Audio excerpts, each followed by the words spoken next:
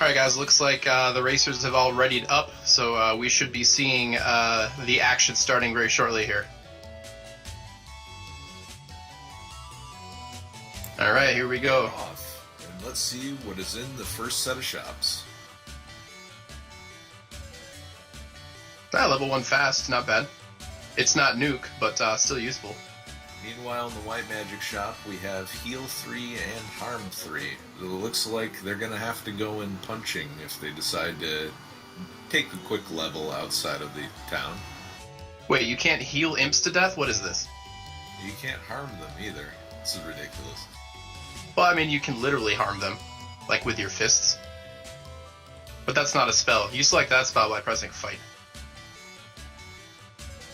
So with the maximum level boost going on, they're going to take their free ambush imp fight you always get at the beginning of the game and kill some of these guys and get some experience and money.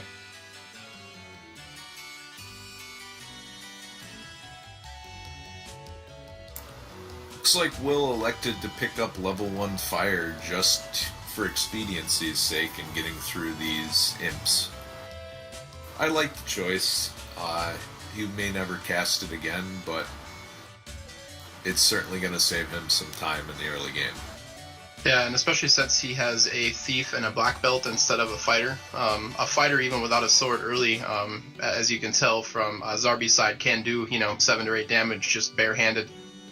Whereas a black belt and a thief are kind of a little bit more crappy early on, and the thief arguably stays crappy later on. So that fire is definitely probably not a terrible pickup either.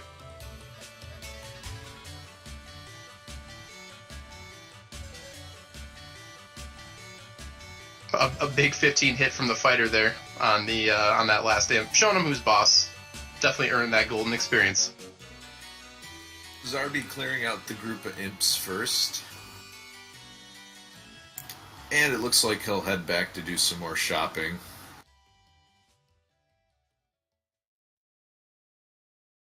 Ooh, silver sword, but a little bit out of the range. Oof. And he elects not to pick up the iron hammer for his white mage and his fighter. It's going to cost him a little bit of time. Yeah, silver sword is the best weapon you can buy for classes that can use it, but yeah, it can definitely roll pretty expensive.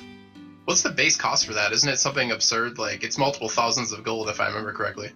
Yeah, it's very expensive in the vanilla game. Compared to where you are in the game, it almost feels like it's a sword that doesn't belong in Elfland, but... Elfland seemed to have all the... Yeah, Elfland seemed to have all the silver stuff. If I remember correctly, the silver dagger and silver hammer were all for sale in that shop in the vanilla game. I'd have to double check.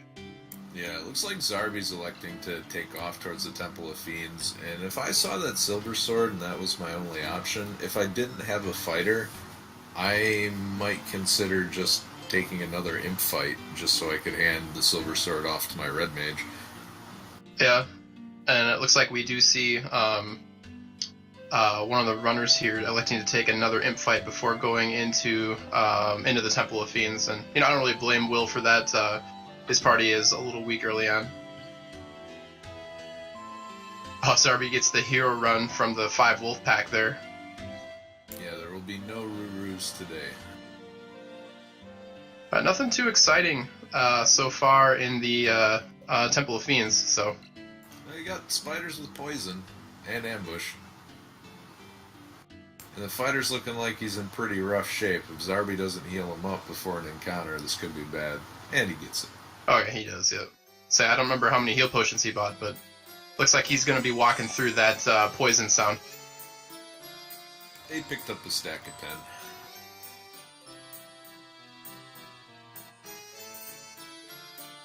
10. And fire arguably useful for the Garland fight too, actually.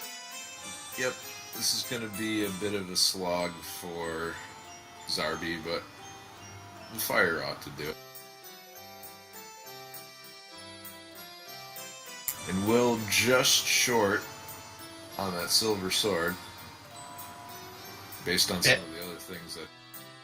And he gets blocked twice by townspeople. That'll teach you to try to escape Corneria town.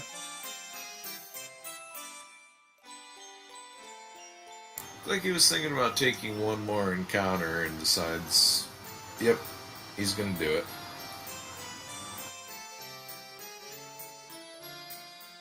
Meanwhile, the slogfest at Garland continues. Not too much difference outside of getting a silver sword that Zarby could have done here. So, I don't blame him. Yeah, it looks like either way this is going to take a fair amount of time to clear this Garland, but... That's the randomizer, though. Sometimes you get nuke level 1, and sometimes you get only fire level 1. Oh, I missed it. It looks like a question in chat. Does the thief have to be alive to decrease ambush chances and increase the first strike chances? And I believe the answer to that question is yes. Yeah, it will... the game will default to the next live character, so if you have a dead thief in the front row, he's not really contributing anything. Well, he's tanking the ground. Making sure that dirt and those rocks don't go anywhere, that's important. You don't want to be surprised by that bullshit. Meanwhile, Zarby is fabulously wealthy after his trip to Temple of Fiends. I think probably the fastest way to kill Garland in this seed might have been a fasted fighter holding an iron hammer, incredibly. But that's the randomizer for it. Yeah. Well, the silver sword, I believe, is in 2 weapon shops in the game, shuffled, so, you know, the odds are you'd probably be able to find it again, but taking a little extra time to get one, you know, I don't think that's a terrible plan if you had to do it.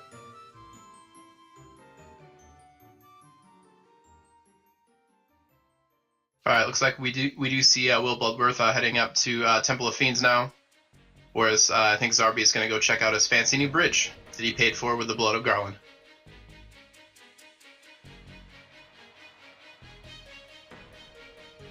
More scary spiders. No ambush, though. That is true. He didn't walk into the web. He just walked next to the web. Oh, there it is. That's the web. We knew that was coming. He gets the turn 1 run, though, so...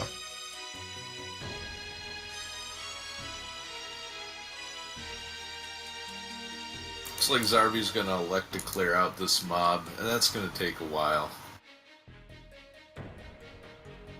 I feel like the correct play is to just run until you get an AoE spell, and then decide to take out mobs.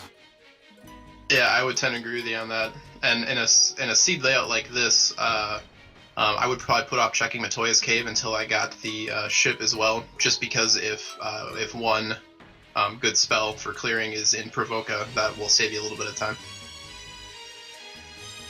I'm not sure what I would do in that situation, especially because if I make it to Provoca and there isn't anything good, you know, like a Mage Staff or a Thor Hammer in Matoya's Cave would be crucial. Yeah, you do bring up a good point there.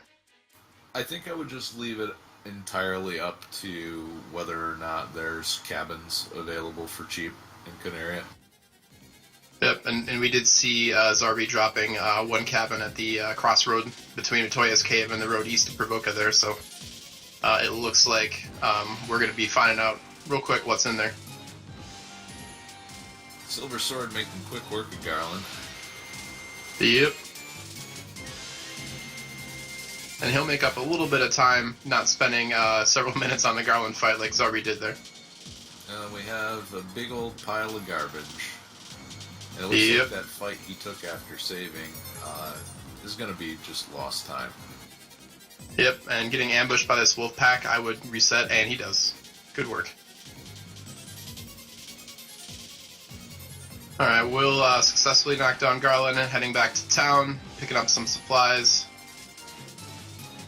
10 cabins, a pretty strong choice here.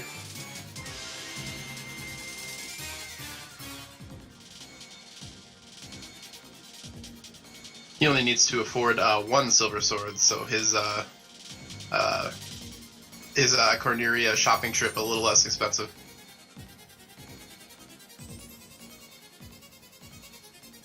Alright, let's check out our Provoke Magic. Oh, level 2 Fade.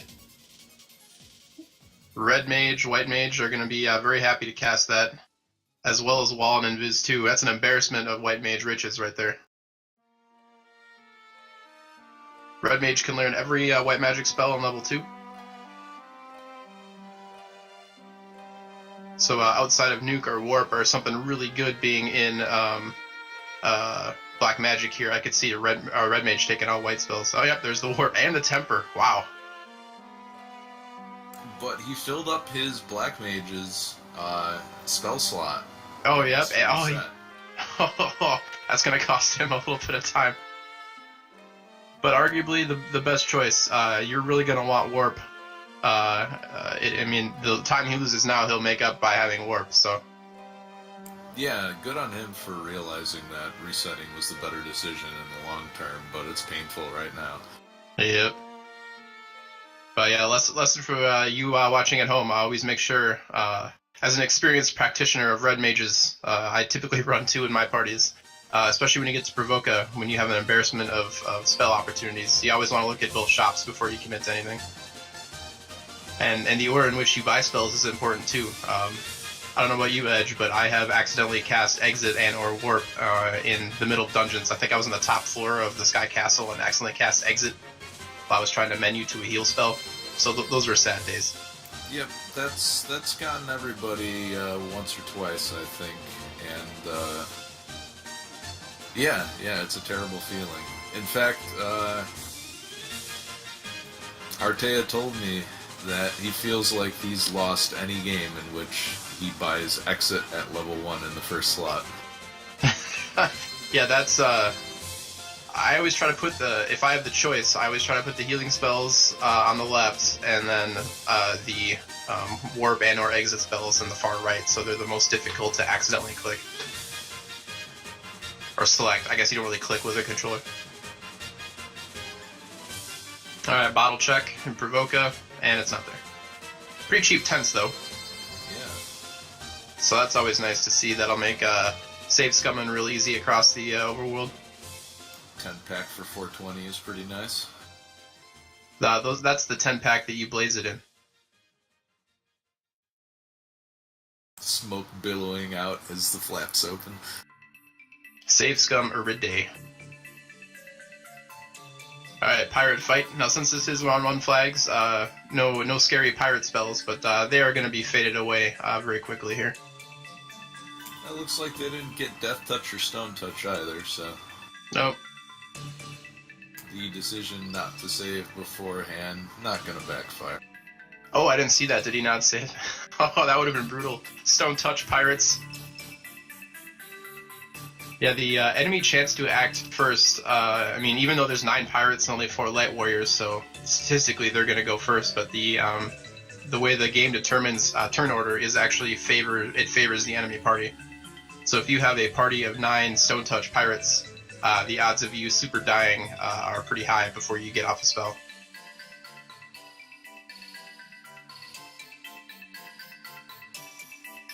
And we saw it before, but we didn't mention it. Pro rings are for sale in Provoca, so a little expensive. So the runners will probably have to come back later, but definitely worth considering in the mid game for protection. Silver bracelets also nice. I feel like those last you pretty well up until the mid game when you start cracking open chests and finding either the gold to buy gold bracelets or better armor, maybe an opal bracelet or some golds. I would imagine Kraken would have a pretty easy time opening chests. He's got 8 legs. He could probably open like 4 chests at a time, easy. Well, I mean, that's why there's so many at the top floor, right? That's why the mermaids have to lock all their chests in their little houses. Kraken's too big. She can't get into the mermaid houses. That's why they keep all their chests there. He's a klepto.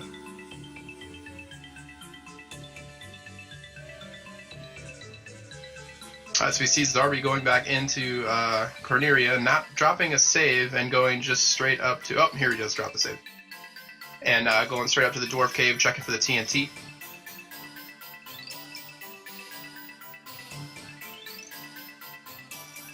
It's not a bad play, but I found myself favoring going to Elfland first.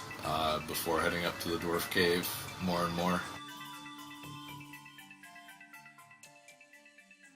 Yeah, it's Arteo was talking about that in the Discord earlier. I still like this check.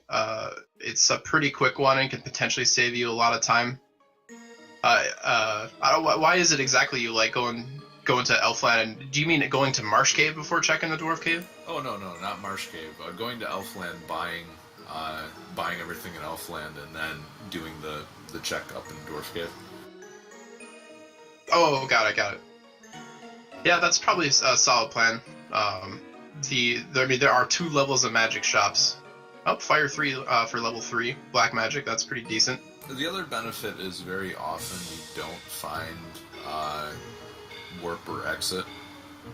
Or you don't find warp or exit in the first 2 shops, and if it ends up in Elfland, you save a bunch of time by having it available if the TNT is in one of those 2 chests. And if the TNT is not in one of those 2 chests, then you just reset back. And both life, done all your shopping. Both Life 1 and Life 2 learnable by Red Mage in the shop. I didn't see all the black magic shop for level 4. I did see Saber though. Yeah, I would. With Zarby's party composition, I wouldn't be too worried about picking up Saber on the Red Mage. The Fighter and the Black Belt are going to be doing enough physical damage on their own. They would rather see support from the Red Mage. Oh yeah. But although with Warp, Fade, Life, Invis 2, Fast, the Red Mage is already looking pretty decent. Yeah, so it looks like Red Mage was definitely the right call. Even though it's a little bit of a gamble, it can also turn out to be a much safer party composition, as evidenced here with Life 2 being available to both of the mages. I'm pretty sure any party with a Red Mage is the correct choice in the N Edge, but maybe that's just my bias. Have you seen their hats? I mean, it is a very nice hat. I prefer the Black Mage hat, but that's just me. It's okay to be wrong, Edge. Don't worry about it. Yeah, I know. I mean, that's why I play Dragon Warrior Randomizer, right? that is more wrong than choosing to play a Black Mage over Red Mage. You got me on that one. Alright, we get to see more of the Black Magic shop. Okay, nothing too exciting. Fire 2 is, isn't that vanilla placement? Or was that, or was my memory bad? Vanilla Fire 2, yeah, I think it might be in the level 3 shop, but vanilla placement in the top. Yeah, I think it is, yep. Yeah, and Ice 2 is the level 4. Yep, and Bottle was in Elfland too. We didn't, I don't think we mentioned that when we saw it the first time, but it is, their runners will have to be coming back here. And the second Silver Sword is available for purchase in Elfland. It never left. So vanilla, so very vanilla. Looks like Zarby's electing to do a little bit of fundraising outside of town. And Will's gonna go head directly into the marsh. I feel I should clarify, I'm not actually hating on Dragon Warrior Randomizer. It's more of an in-joke Edge and I have. I'm all for any randomizers, and the community is awesome, and the work that was done on the Dragon Warrior Randomizer is great. Yeah, so I don't want that to be taken out of context. No, it's just every time Files happens to watch me playing a seed, it's I'm stuck in swamp for 20 minutes or something. Like yesterday, for example. But back to the runners here. We see a March Cave approach here for WillBloodworth. Checking the top. Oh, and big surprise, it's a shadow ambush.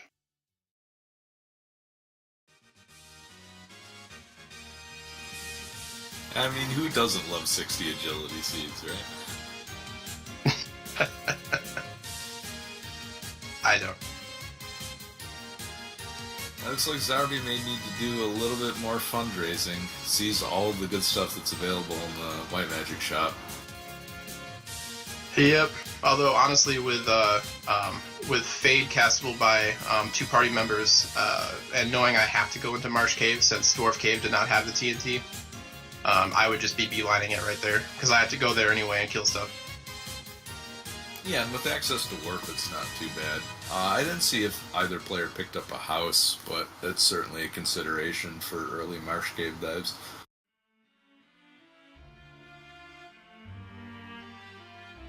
Yeah, in later versions of the randomizer, when enemy skills could be shuffled, if there's a particularly scary enemy with a bad ability in Marsh Cave, having access to warp is about 50% less chance of getting killed by it if you have to go in and out. It's a lot of walking, whereas if you just have to go in and then can warp out, you can save yourself a lot of exposure to danger. Especially the first floor of the Marsh Cave, which loves to throw shadow formations with ambush impossible. Ooh, Zeus Gauntlet. Oh, that's very good. The Zeus Gauntlet does cast Lit 2 when you use it in battle. And he immediately puts that in the inventory of his Thief, since he doesn't really have much else better to do. Yeah, that's a very nice early pickup for the Thief. He can contribute very quickly to the fight. Yep, and choosing to walk the Zeus Gauntlet out of there, not a bad choice at all. Yeah, without any houses, best to just save the warp charges for the longer trip coming from the bottom floor. Most certainly, especially that last room in Marsh is quite a trek. So if you can, even if you only have 1 or 2 charges, that's probably one of the better places to use it. Oh, well, it looks like Will did pick up a house. I did miss that.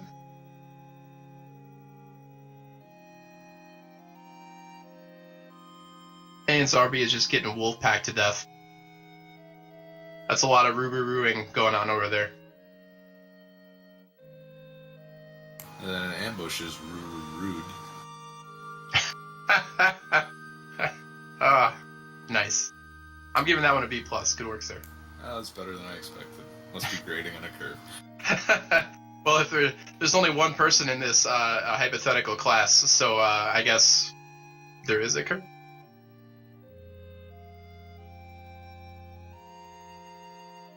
All right, we're gonna start to see what's on the bottom floor of Marsh pretty soon here.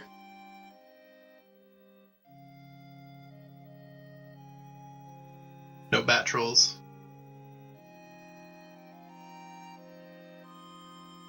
Ooh, Flamesword pickup for WillBloodworth there. That's pretty nice. Although really his Red Mage is the only one that can utilize it, because the Thief, apparently the Flamesword is too heavy for his tiny Tyro-like hands. It's too hot to pick up. Just like my mixtape.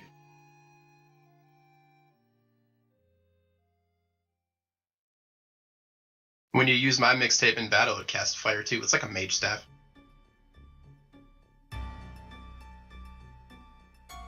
And that joke got the laughter it deserved from Edge. So, something I wanted to note but almost forgot. There is an opal armor in the top floor of Marsh Cave as well, and while it doesn't sound very impressive for Will's party, he can sell that for about 30k. So that's going to help him in the long run with shopping, especially in Melman. And he finds the ice armor too, so... Even more money. Here, have all of the stuff that you can't use. Enjoy. Yeah, that's just cruel. Yeah, with no fighter in your party, there's a lot of equipment that is just instant sell. You don't have to worry about potentially managing your inventory to keep that stuff on hand. Yeah, Zarby will be happy to see the armor on the bottom floor when he gets there. Oh yeah, and he'll be able to make use, real good use of that flame sword on his fighters, and ice armor on his fighter as well. Ooh, Wizards hitting very hard on a WillBloodworth there. But they died of fate just like everything else. Low roll on Fade, but it looks like the Wizards didn't high roll on health, so that'll clear them both out. Yeah, if that had been a 4 Wizard pack, that could have been a little brutal. Oh, we got ourselves some TNT. Of course they're regarding it. Because why would this randomizer want anyone to be happy? But since he's already down there, I would imagine he'll probably check. I think he's got the group of chests in the right side over there. Yeah, Will's electing to use some heal potions, and I think I would prefer just burning a heal 3 at this point. It's a little quick. I would agree with you. It looks like he's going to warp out. I think I would have walked out of the 2nd floor and then warped out of the 3rd floor just because I want to avoid the shadows.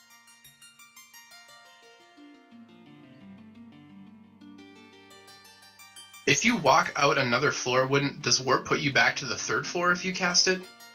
I'm not sure how that works now that I think about it. No, it's just warp is designed pretty much to get you out of the dungeon. Oh, got it. So it'll always bring you out another floor then. Yeah. Got it. I'll have to remember that. See, I'm learning stuff from Lore Master Edge here, dropping the knowledge on me. So it looks like WillBloodworth's going to be taking his TNT up to the dwarf cave so they can commit ritualistic suicide, and Nera can blow up the canal for us. Zarby, blocked by a bat, tries to walk out the door, can't go anywhere, and gets responded to with a hearty key. The troll batting is definitely an amusing part of this game, although you won't be laughing if it happens to you in the Earth Cave. No, the Bat of Doom has been known to cost some folks a race or two. And maybe a little bit of sanity. I mean, we're playing randomizers here. That's already out the window. that's true. Yeah, we're already all degenerates. I mean, the first time you run into Frost Dragons with Nuke, it's just... That's it. It's game mode. At least Frost Dragons have big character sprites. At worst, you can only ever see 4 of them at once in the Temple of Fiends Revisited. Yeah, it's true. It's not like they're Zap Arsa Hags or something.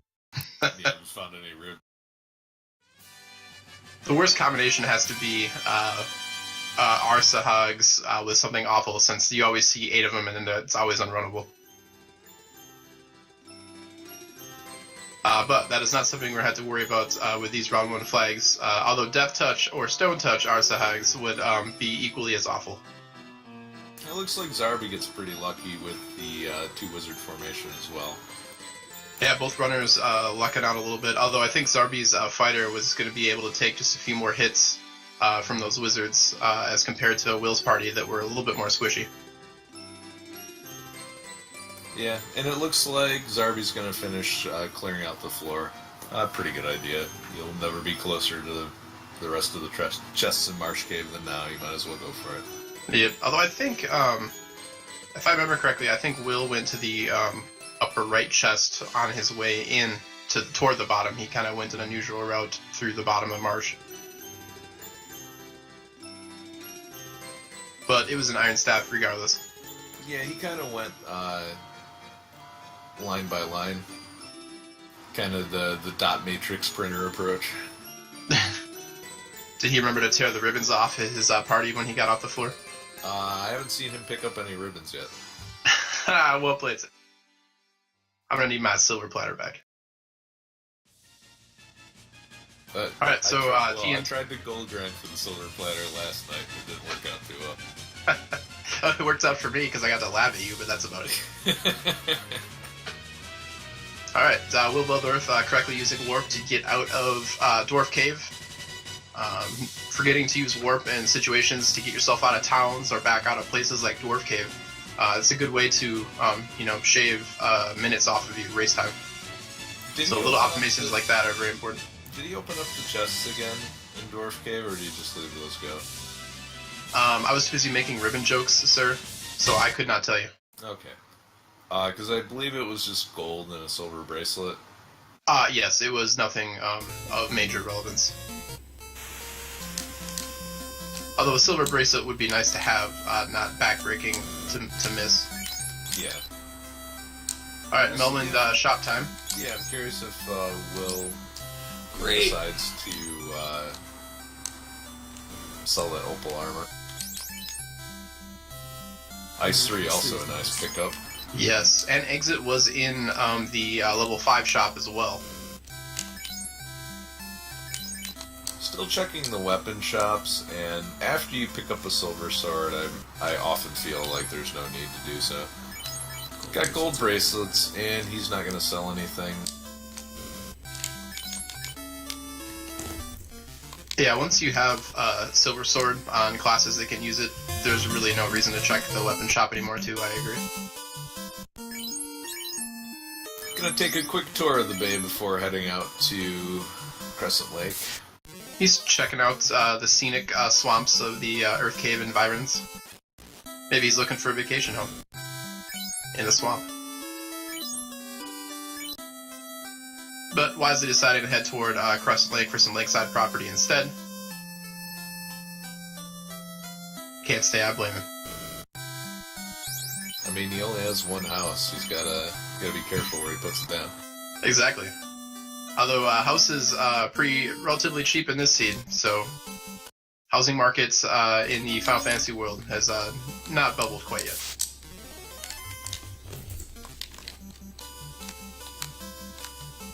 Alright, so WillBloodworth definitely a little bit of a lead going into Crescent Lake here. We don't have any major items found yet, no floater, no crown, etc. So I have a pretty good feeling that most of these runners are going to be heading toward the volcano once they pick up their canoe from the Circle of Sages here. Pretty good choice with the early canoe option. It is the dungeon with the most treasure chests, so it's the most common route for folks to take. We've got trolls with paralysis touch, and it seems to like the trigger very, very often. Yeah, WillBloodworth getting trolled there. And we're getting a bit of a scenic tour from Zarby of the Dwarf Cave too, although who hasn't gone around that house absentmindedly in the Dwarf Cave? It feels bad every time. Let's see if he remembers to warp out. He does. Good work.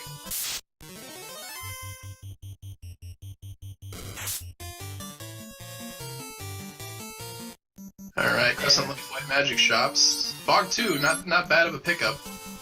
Heal 2, Cure 3, and A-Rub, all very nice. Might be worth waiting on purchasing things just in case you need A-Rub, because you haven't found any ribbons. He did see Exit in Melman, although I don't think he picked it up on his White Mage. Yeah, he did not. He didn't have enough money. Yeah, spells start to get have a potential to get pretty wildly expensive once you start getting level 5 plus magic, just because of the way the randomizer shuffles prices. Every once in a while you'll find a good deal, but a lot of times the scaling does get pretty intense. Looks like he's going to head up to the volcano. I would like to see him level up a little bit more, but with 2 spellcasters who can cast Fade, the argument can be made that he's ready for the volcano right now. Yeah, or he could, if I was in his shoes, I would take my Fade charges in and clear the top of Volcano maybe, and then depending on what you find in there, go outside, save, and then recharge your spell charges with the one house he has. So I have a feeling that might be his plan, but we'll see. It would be a good move, especially with Warp, that'll let him leave the volcano fairly quickly. Zardia in chat saying that the race is heating up. I'm giving that one a solid C-, because they're entering the volcano. Get it? It's hot. I mean, when they catch up to each other in the volcano, would you say it's a dead heat? Better joke. This commentary is on fire, ladies and gentlemen. Zarby taking the EX Peds fight. Those Peds have a very good EXP bonus, so taking the fight, especially when their bonuses are scaled up so high in this round 1 randomizer flag, a good choice. And WillBloodworth forgetting that trap tile does contain unrunnable fires. Not too bad with double Fade charges, though. Nope. Could be a good source of experience, actually. So it's very possible that might have been intentional.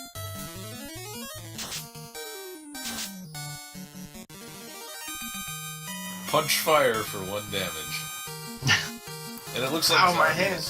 Zarby is electing to level up outside of Crescent Lake. Yep, I can't say I blame him too much. Although level 11 is pretty sufficient, especially considering the spells he has available to him, I think. Yeah. We'll see if he agrees. He doesn't have much need to do significantly more leveling, just because of... Yeah, all of the spells that he would be casting frequently in the volcano are either level 1 or level 2. Alright, we're getting to see what's in the volcano treasure trove here. So far, nothing too interesting. Oh, dead thief. Luckily, he's got plenty of life charges to spare. And low level looks like it's hurting him on his run chances. Yeah, that is a little tough. Opting not to use a heal 3 still, looks like. Looks like he's taking inventory of his spells. Does decide to go with the heal 3, it looks like. But every heal potion he uses now is a heal potion he doesn't have available to him when he tries to go all the way down to the bottom of the volcano. Ooh, and a ribbon pickup for WillBloodworth. He's going to be real happy to see that, I think. There's the first one, and he definitely will be. From the races I've seen him run in the past, he likes doing the power level black belt strategy. I mean, it's a pretty, a little time consuming to set up, but it's a relatively safe strategy, especially for these early round flags. Although, we haven't seen a lot of enemies with, cremate red hydra, gross. We haven't seen a lot of enemies with, stun or death or, stone touch yet, so if any one of those enemies is in the bottom of, this volcano, it could be a little scary. It's like he's electing to warp out early, to heal up.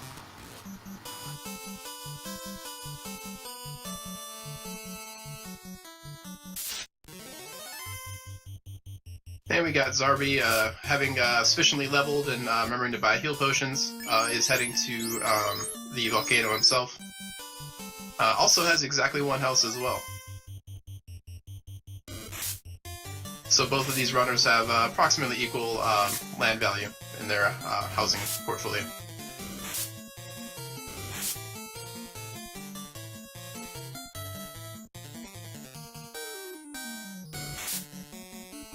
WillBloodworth found that tent and is taking a real deep think, it looks like.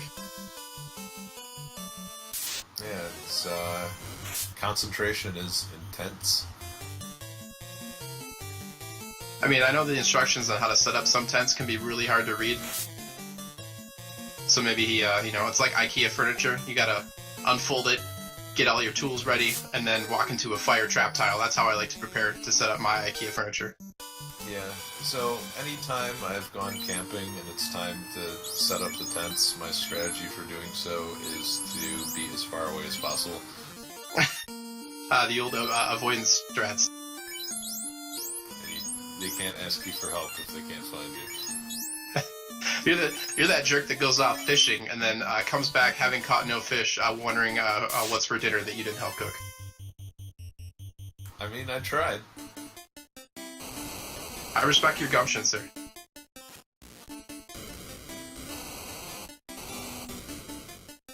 Fearless Decoy in chat saying that there is a rod joke in there somewhere. There's like 2 family-friendly rod jokes and about 12 non-family-friendly rod jokes, so I know myself well enough to not try. Because I know where I would go with it. It's alright, Czar. For that product placement, they're paying us in meatballs. And lingonberry spread preserves. Oh. I've got a crate behind me. I'm slathering toast with it as we speak.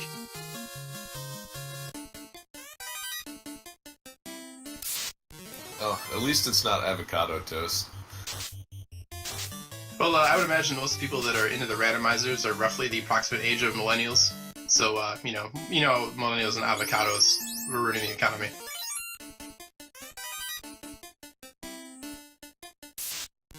Nothing too exciting to get back to the game. Nothing too exciting in any of the chests in the top floor volcano here.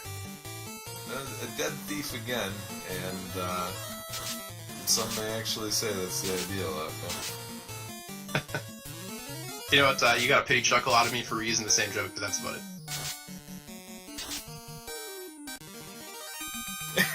Oh. What? 1 damage hit.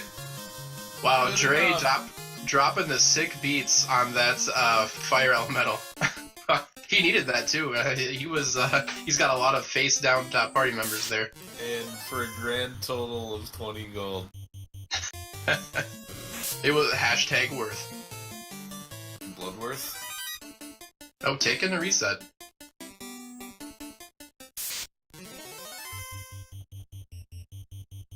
I'm curious with the resources stretched as thin as they are for WillBloodworth. I'm curious if he is going to elect to do a full black belt power level strategy here. I guess he does have a lot of heal potions left still. Yeah, but if I was in his shoes, I would have probably worked out at that point, so as not to waste the experience from that fire. No, his red mage was dead, but his white mage did have a life charge left. Yeah, and his red mage had warp charges. It's just anything to shave time off of the grind is good, and having more levels flow into the black belt early shaves a lot of that time. Oh yeah, I mean the black belt just punched that fire for 1 damage. I mean he will at some point have to start soloing Agamas if you want to set up your grind, so might as well get him in while they're easy.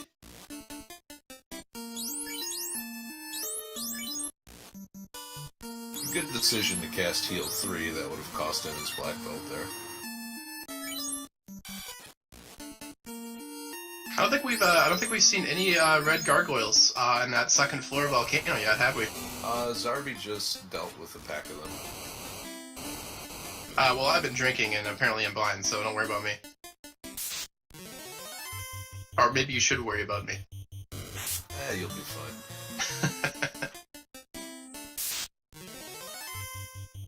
But Will has not run into any red gargoyles. A little bit of unusual pathing from these runners to clearing out the volcano here.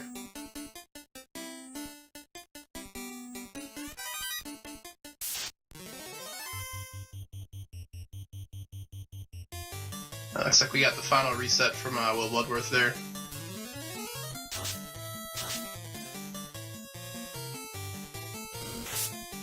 Yeah, and unfortunately not finding any EXP packs to... Yeah, as you mentioned, I think all this resetting might be hurting WillBloodworth's acquisition of... Ugh, he takes the red gargoyle fight and immediately resets. But I think all the resetting is going to really hurt him when it's time to. I mean, he'd be about 3-4 levels up if he had warped out, so he might have a hard time starting his grind here. Yeah. Meanwhile, Zarby has quite a lot of life charges, 4 casts of life too. Plenty of resources for a long grind. Oh yeah. Somebody in chat mentioning drinking wood alcohol will make you go blind. That is correct. Although for those of you interested, the actual pharmaceutical remedy to wood alcohol poisoning is actually drinking regular alcohol. Is it really? Oh yeah, That's incredible. yeah. I mean, that is the antidote. Like your body, the way to break it down is when your body processes wood alcohol, the byproduct of that is what makes you go blind. But if you drink regular alcohol instead, your body works on that first and deals with the wood alcohol in another way that doesn't create the stuff that makes you go blind. So if you are hopped up on wood alcohol and they're trying to make you not go blind, they will actually give you regular old alcohol. Just more alcohol. Pharmacy facts with files, guys. That's why you tune into this stream. It's not for randomizer commentary. It's tips on how to not make your drunk uncle go blind.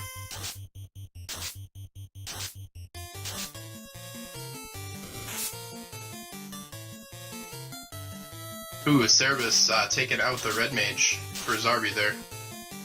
Scorch is no joke. With only 1 ribbon, that's a lot of incidental damage that's going to take resources to heal up. Red mage getting hit by a Cerebus. That's no good. The brainiest of red cats.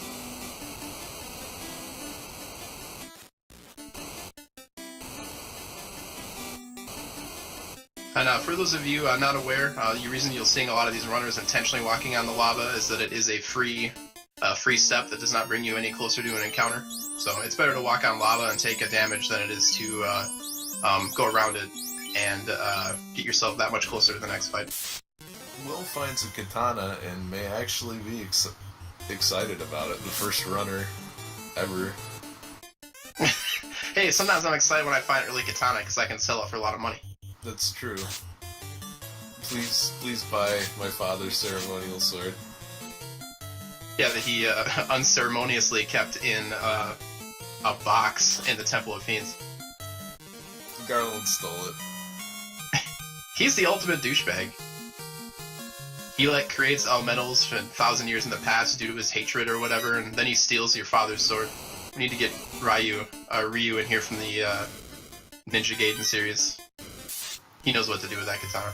Zarby takes a sneak peek at what the Agamas have, and nothing too serious. Nope. And it might look like he's scarily down 2 mages, but he is more than likely setting up his grind fights. So starting out with those guys a little dead is probably part of the strategy. It'll certainly make the grind quicker, but I feel like getting a few more levels into your mages makes things a little safer, especially with the threat of Lich and Nuke. Oh yeah. You want them to be above that 300 health threshold, otherwise things get... Wait, does Lich 1 cast Nuke? I thought he just cast Ice 2 and a few other things. Oh, that's what I meant by the Temple of Fiends. So by the oh, yeah. Well, and honestly, having really low, having really low fighter and black belt damage will make the grind a little slower. So a lot of times I'll, do what you said and kind of use all my damaging spell charges just to kind of make the front of that grind a little faster, get everyone a little experience. And then once you're kind of out of ammo, especially with the round 1 flags, the Agamas have a chance to cast, it's like Heat or Cremate or something. You can walk on lava, get all your mages down to 1 health, and they'll die pretty quick. Yeah.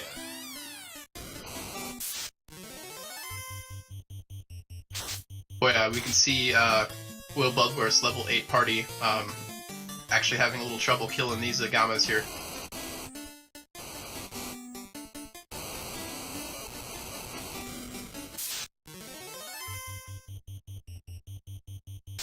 And Zarby's already into the Agama pile himself, or Agama, or however you pronounce him. Red lizard dude. I think Agama is a scientific term, like a genus or species or something. I'm not sure how to pronounce it though. Just one of those things I've always seen written but never heard said.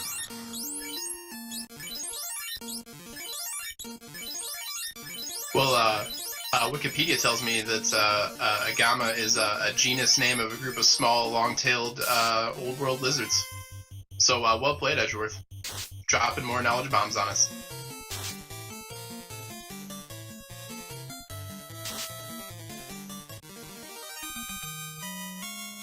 Alright, so this is the super exciting part of every Final Fantasy randomizer. Oh wait, as soon as I'm about to complain about it, Zarby immediately leaves to the Agama grind spot. Yeah, I think he might just be checking the red D chest before continuing with the grind. Well, the red D is actually super scary in the round 1 of flags because he's got Blaze, so he might be setting afire that 10-pack of tents. That's right, I'm calling back to jokes from like 20 minutes ago, guys. Strap in. Well played. And it looks like he's going to try to fight this. This could be very dangerous if he doesn't take him out. And yeah, that's going to do a heap of damage to the black belt. I mean, he's got a ribbon on his fighter, but oh jeez. Yeah. He's still not dead. Really risky. And manages. Oh. Yeah, he gets away with it. Second Blaze would have done it. Yeah, that was extreme risk. All for a silver gauntlet. Was it worth it? Well, it depends on how blinged out that silver gauntlet is. He could be going for swag points. That is true. Yeah, in later versions of the randomizer, when skills are shuffled, Red D can be a pretty good grinding place. They are worth more experience than the Yagamas. But in round 1, they are to be avoided, except for that one chest you have to check.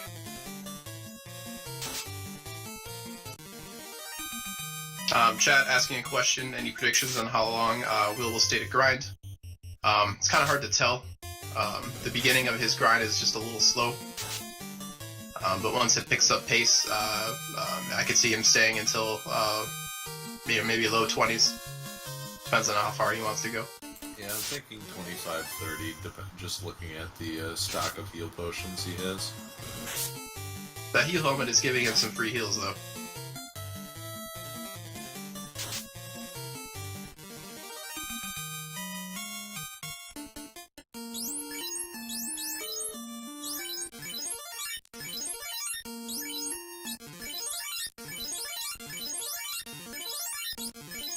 Zarby also looks like he may not be sticking around for very much longer.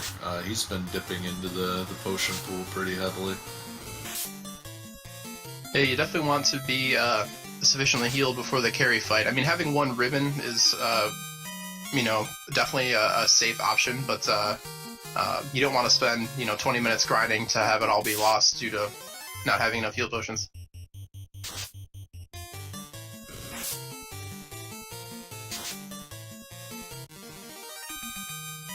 Yeah, I think the strategy you mentioned for Will, just being a little bit too low level on this Gamma fight, it's just taking him a little while to kind of get off the ground and killing these fast enough to be effective. Yeah. I mean, he's getting there. It's just taking him a little longer than he would like, I would bet.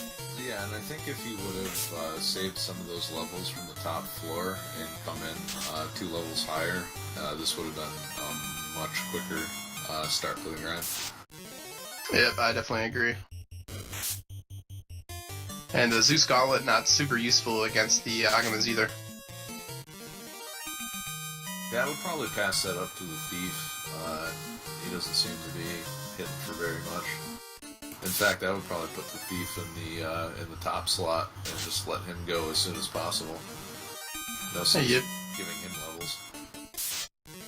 Yeah, honestly, you're more likely to want to put off Thief levels.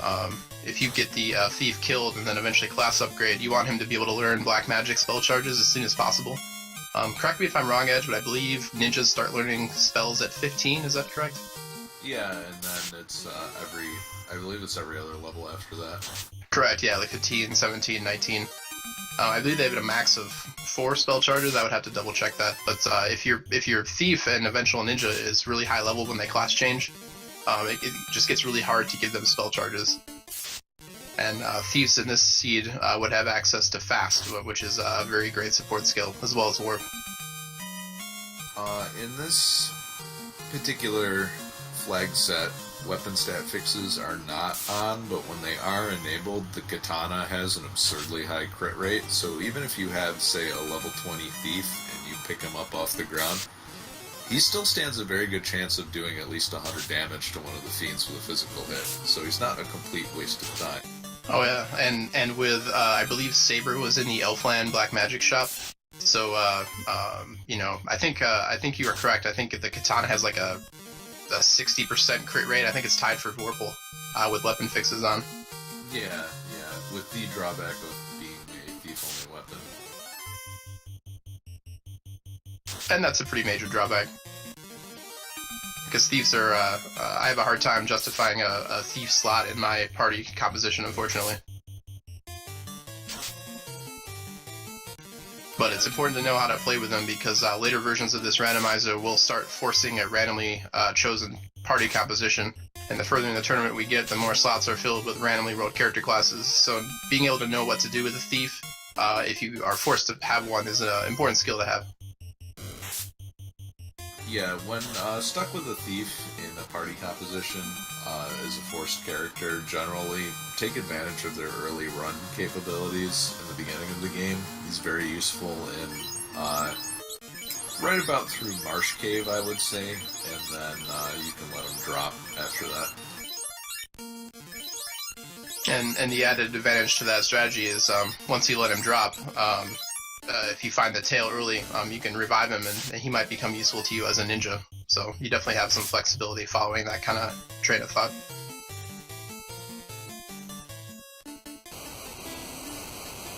Alright, looks like we see Zarby has had enough grinding.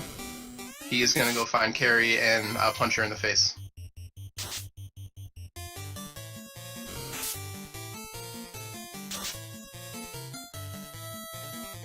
Ooh, 5 hits, 100 damage to the fighter.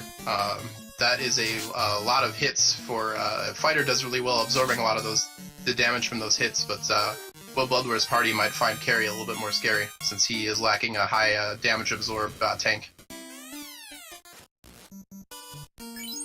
And we get the fire crystal, or rather fire orb lit for Zarby's party. And he went into the volcano one more time to wave goodbye to the lava and gets surprised by a spider, and then he's going to get out of there. He was just saying goodbye to the 2 bull, 6 scorpion formation.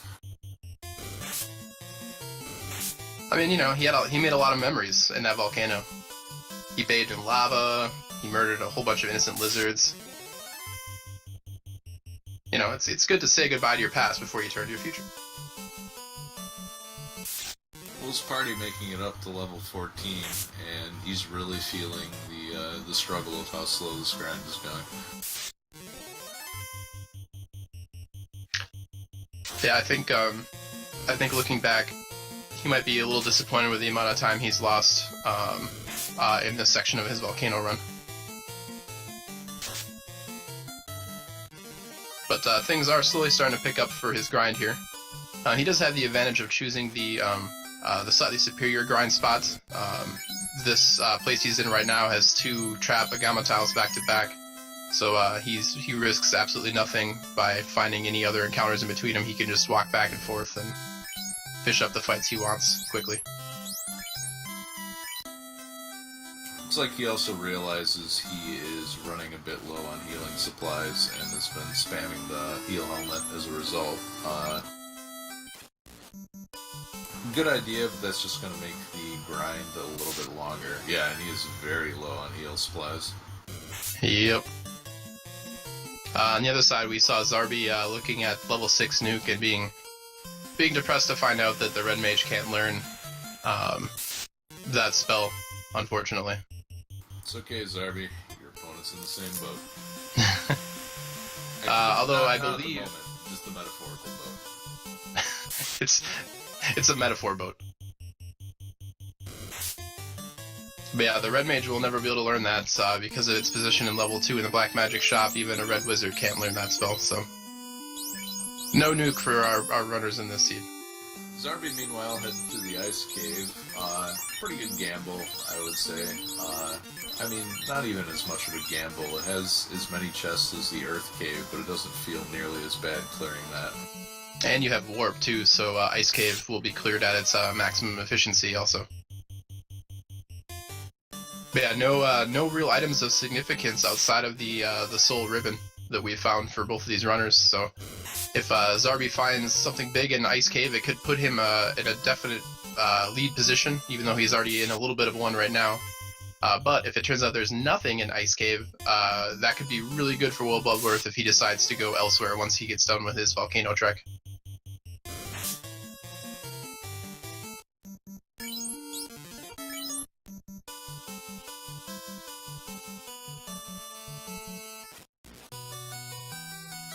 Yeah, it'll be interesting to see where Will goes after this Agama grind. He probably feels like he's behind because of the speed of the grind, and maybe willing to take a gamble on a place like Ordeals. Well, if you know me at all, you know that I always support Ordeals gambles.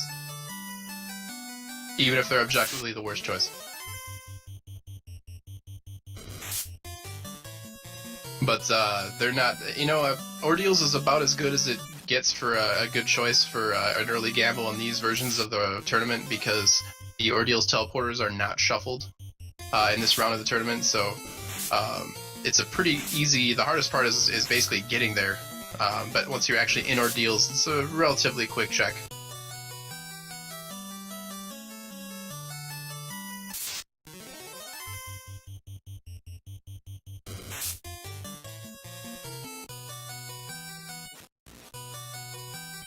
Zarby getting away from a pack of mages, and Vanilla Ice Cave is one of the nastier places in this game, and with only Death Touch shuffled off of the sorcerers, it's only slightly easier in round 1 flags.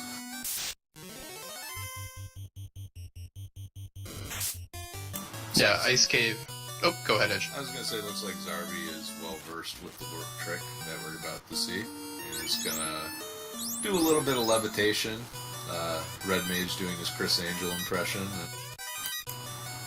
There we go. For extra irony points, he could have levitated up and found the floater. But no such luck. Well, I mean, if he's already levitating and he picks up the floater, he may never come back down again. Yeah, that's true. Like, you have like a floating overflow glitch, and you just constantly float? It's like Upsidasium from Rocky and Bullwinkle. It's that element that just never comes down. Wow, did you just make a Rocky and Bullwinkle reference? I love it. I mean, you've seen the title of my stream, right? Old Man Plays Randomizer? Moose and Squirrel. You need to name your next party that, and just make the letters fit as best you can in Final Fantasy. I believe in you. I always go with exact 4-letter combos. Oh, it looks like Zarby accidentally getting a little lost in the ice cave. Maybe he just wanted to show off the weird ice damage tiles in that floor of Ice Cave. I mean, he's just stopping to say hello to the skeletons. They are spooky. Speaking of spooky, I did start to mention it earlier, but Ice Cave with non-shuffled spells and skills is actually a scary place. Ooh! Power Gauntlet found for Zarby. That's a good grab. That'll be a very nice pickup. It's not a floater, or a slab, or a crown, but I'll take it.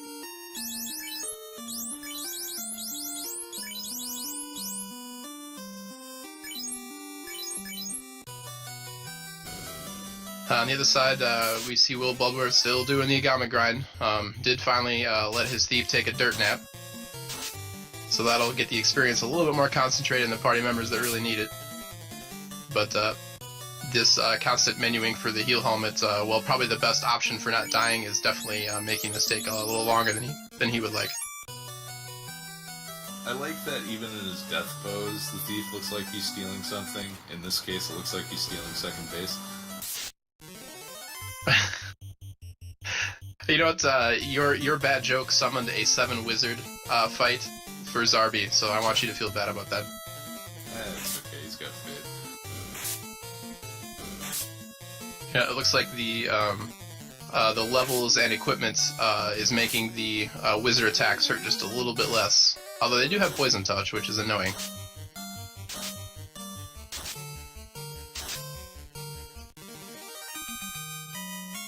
Oh dear, down to 20 potions. Oh jeez. Danger zone. I'm not sure if his remaining 2 party members have the stats to take out Carrie. I'm getting a little worried for WillBloodworth. Hopefully he'll be able to pull it off. But he's got experiences getting even more concentrated into these party members here, so how often the Agamas attack first is going to be telling us to how many more heal potions he's going to have to spend.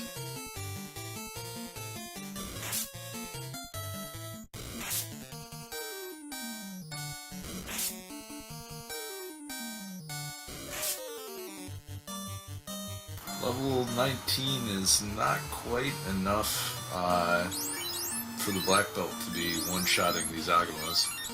Nope. I think, was it level 21 is when when his next hit number breakpoint is. And it looks like Zarby's going to help himself to a little experience from the eye. Yeah, don't blame him there. Although he's already a little high level. But it looks like he wants to secure, or at least make his trip into Ice Cave not be completely worthless, because we did not find much in the Ice Cave. And we have a solo black belt for WillBloodworth. Makes it to level 20. This next fight with the Agama might be a little interesting, since he's a level below that hit cap I was talking about. Yeah, and a very low roll. 3 for 97. Takes 3 for 130. There we go. Gets him down, but this is exactly what he doesn't want to see. And he may have had a shot at making it up to his target level if he had some gold bracelets available, but... Yeah, and that's this ambush on the very next Agama fight did not help matters at all. Zarby getting a little lost in the ice cave, falls through a few holes.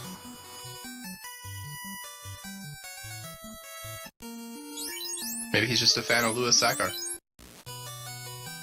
I was always more of a Wayside School fan myself. I would have to agree with you on that one, actually. But he did correctly warp himself out of that hole. Did take the long way out of that little house, but that's alright.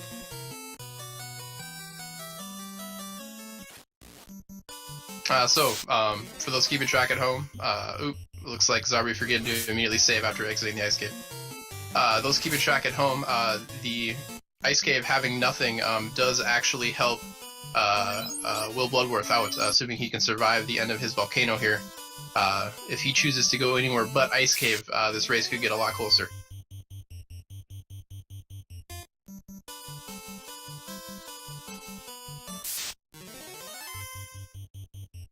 But I'm starting to get a little worried for WillBloodworth. Because the Agamas are really wrecking his health pool. Yeah, I think he's going to have to go now, and he's going to have to not even check the Red Dragon chest. Yep, just have to pray that there's nothing there. And we did see that Carrie did hit pretty hard on Zarby's side. 5 hits for 100 damage and a very well-armored warrior. Will do a lot more to a little bit more squishy black belt. Yeah, the black belt with, I would say about 20 less armor is going to feel the pain a lot more. And that's assuming he doesn't go to the armor equip screen.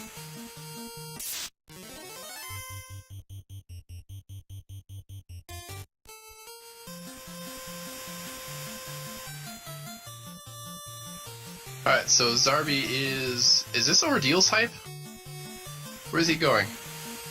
He's going somewhere. Oh, this is Ordeal's, my friend. Zarby is the people's champion. Or at least my champion. Don't blame him for avoiding Earth Cave, although I think with his levels, Earth Cave is not nearly as bad of a gamble. 16 chests versus 9, but it always feels bad doing Earth Cave before you have a Ruby or a Floater. Yeah, although for all we know, Ruby and Floater could both be in the top of Earth Cave, so we're going to find out quite shortly here. The nice thing about taking the boat to Ordeal's is it's a much shorter walk. The number of fights you get in the open ocean is pretty low compared to most other places in the game. So taking the ship up there and parking at the river is pretty quick. Will has had an incredible run of first turn fights and low damage rolls from Agamas. He's made it all the way to level 29 without using any heal potions. Oh wow. Yes, he has. Which is exactly what he needed. Yeah, this is... so it looks like his decision to stay in level has paid off. I'm glad for him because the time loss on a wipe here would just be backbreaking. Yeah, especially that would take him all the way back down to level 8, and that's unrecoverable at this point.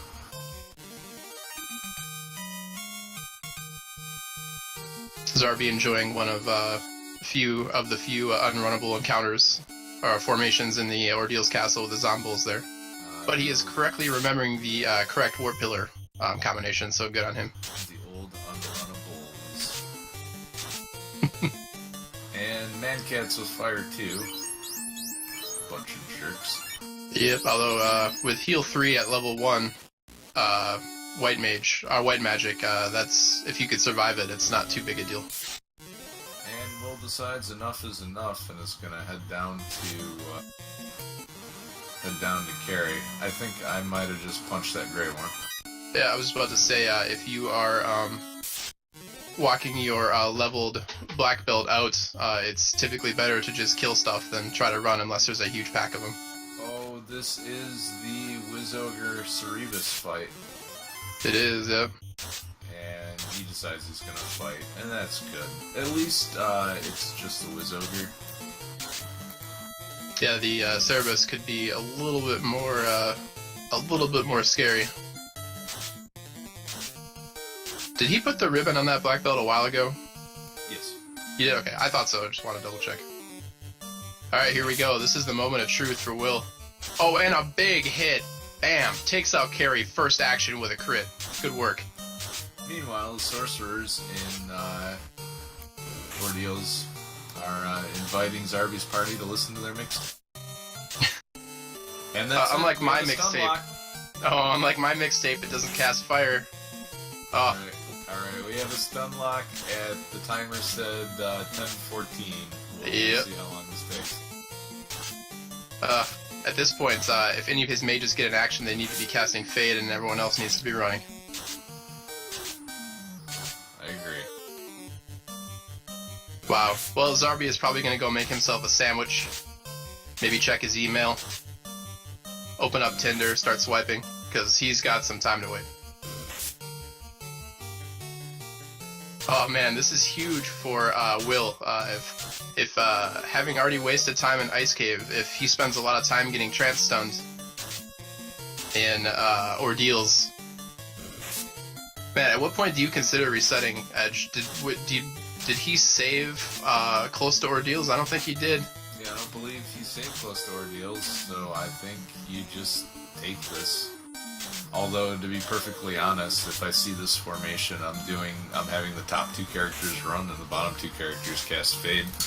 It's just too much of a gamble to have all four of them run. Yeah. Oop, Red Mage does recover, but will probably be instantly reparalyzed. Oh, we got a dodge. Oh, both his mages are up. This could be it.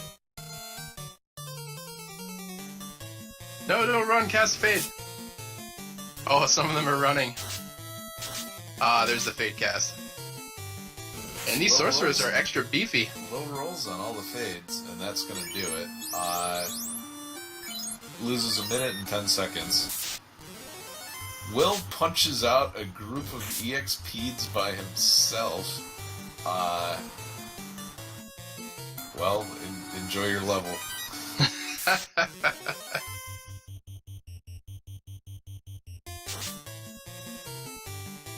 Does max out his heal potions here. And Zarby finds the crown in Ordeals. Yep.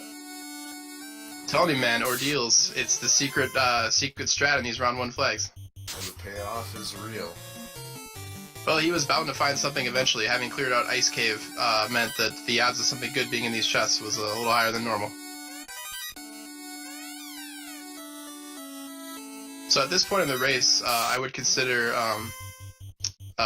doing all the key-locked crown chests before heading into Earth Cave, because you really don't want to go into Earth Cave without Ruby or Floater unless you can avoid it.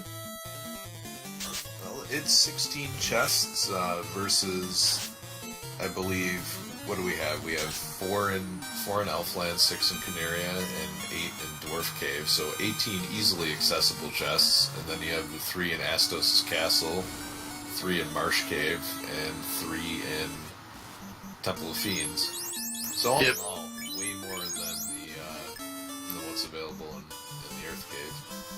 Is Will keeping everyone else dead? He is. Interesting.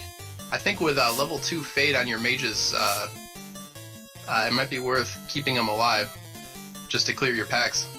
I agree, and we'll see if he resurrects if he resurrects the mages, depending on what dungeon he's going into. Certainly, I think having the mages alive is the right choice for clearing Sea Shrine, but Earth Cave, I could see it, because you're going to get a lot of running from your black belt. But even then, you'd have just as good a luck mowing them down with Fade. And you also save time with inputs, but it looks like he's having very bad luck. which is the drawback of running a one-party, or one-person party. Yep. I mean, like every other enemy stat, morale, which is what controls how likely an enemy is to run with a... It's part of the calculation, but morale is randomized, so certain packs could be more or less likely to run from you. Oh my god, he's actually Astos. Yes, the lonely king in the Northwest Castle. Turns out it was Astos all along, you guys. I never saw that coming. This plot brought to you by M. Night Shyamalan. Did not see it. WillBloodworth just losing gaggles of time due to these unlucky huge quantity of sea fights he's getting here.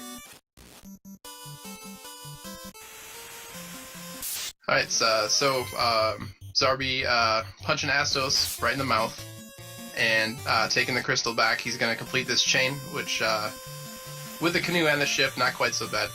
He did not have the ribbon on his black belt, so sometimes it's just better to be lucky than good. Oh jeez. That turn 1, round 1 crit on carry was huge for his black belt there, because that could have easily gone south without a ribbon. Yes, don't touch carry would have that would have been the end of it.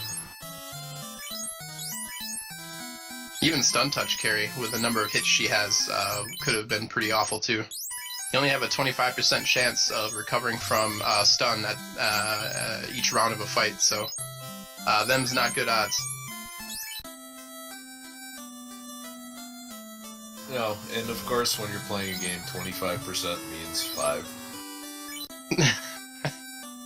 It feels like 1. Yeah, and he's using the Zeus Gauntlet now, but at this point, it would be worth just if you're gonna be stooping yourself to attacking these packs, you might as well do it with Fade Cast. But with a late floater like we've got in this seed, we can definitely lean more toward Troll than a normal seed type, that's for sure. Yeah, and he's going to reconsider his decision to leave his party dead, I think. Or maybe not. He's gonna pick the bottle up. Yep, good on him for remembering, so that is a bottle pickup for WillBloodworth here. See, he's gonna walk by the, is he gonna walk by the clinic twice? Yes, he is. Yeah, looks like he's committing to this one character strategy, and I'm personally not a fan of it, but I see why people are motivated to use it. It does. It's not without its merits. Yeah, it does cut down on inputs, but I feel it's sort of a less safe play. Meanwhile, Zarby turning in the crystal for the dankest of verbs.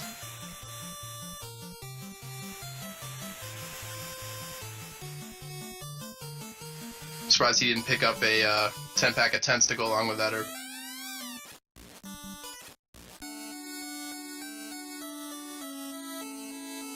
It's still funny to me, Edge.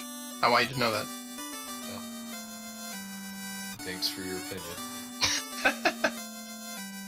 Picking up Pro Ring as well, and Zarby meanwhile getting the key, and he will immediately check the chests behind Elfland Castle here.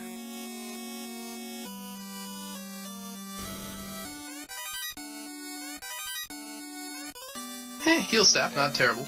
And we have the slab. Ooh, that's a big pickup. Apparently the key to hang out with the toga partiers was in Elfland all along. So, this puts Zarby way ahead, because even if Floater is in Earth, he knows where it's going to be, and once he clears that out, he's in go mode. Yeah, where Will goes right now is going to be very important for him to stay competitive in this race. And Ice Cave is a tempting choice. It is a pretty high statistical play, but we do know it is the wrong one, unfortunately. Yeah, and I believe if you're going to do Ice, you need to revive your party. So he may be, with that in mind, he may be going to Earth Cave or Ordeals. If Floater is not in a key lock chest, WillBloodworth will have a chance to keep things competitive here. And it looks like nothing so far in the Corneria Castle, but there's plenty of key lock chests to check here. He does remember the Temple of Fiends 3 chests. If I were him, I would save here and head up. That way he can do a quick reset if there's nothing good. Yep, and he does remember a little bit too late, but that's alright. Oh. It's me halfway at least. Literally halfway, I guess. It's hard to tell where WillBloodworth is going, but I think he might be heading toward Ordeals. And that'll pay off huge for him. Yep. Question in chat, what was shuffled under round 1 flags regarding monsters? The stone death, or like all the status attacks, like stone touch, paralysis touch, death touch, were all shuffled. So at any point we could find the stone or death touch enemies. And we haven't seen a lot of them yet, which means some of the scarier ones could be later in the seed. And then also the stats of the enemies have been shuffled. I believe these fags are approximately 80 to 120% of their normal stats. Later versions of the Randomizer tournament will include enemy skills and spells, so enemies that don't normally have spells could suddenly be casting, Lit 3 on you. And nothing in the Temple of Fiends chest. So we're still on the lookout for that floater, kids.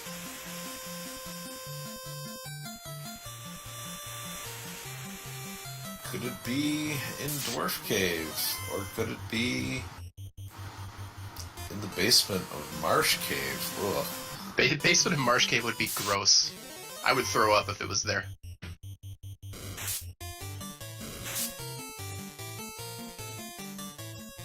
I'm a little worried for Will if he gets a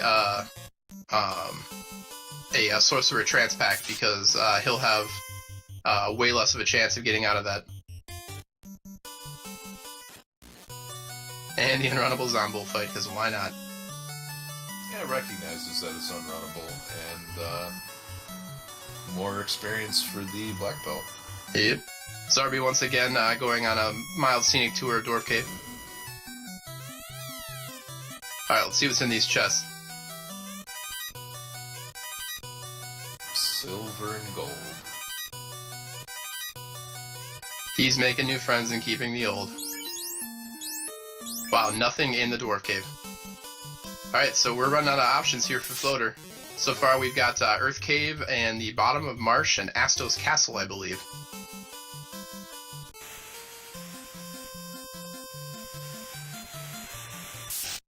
Yeah, that's true. He has not checked Astos' castle, and those are 3 easy chests to get, especially if you have the canoe.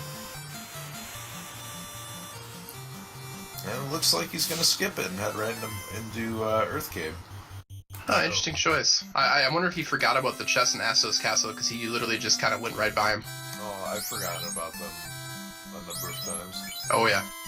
Well, hell, I forgot about Cardi Islands in one of my races, so I have absolutely no moral high ground to stand on here. Not that that's ever stopped me.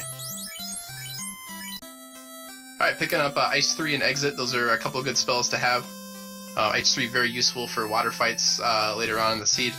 Now with plenty of money. Gold bracelets for everyone. He might buy extra gold bracelets just to intimidate enemies. And that townsperson being a huge jerk. No. I would walk out of town and back again at this point. Warp out. Warp out. No, you pushed Oh, it no. back. And Zarby's decided he's had enough. Crown for WillBloodworth there. So keeping things competitive here. I think not choosing not to go to Ice definitely paying off for him here. Meanwhile, Slab translated after townspeople delay for Zarby.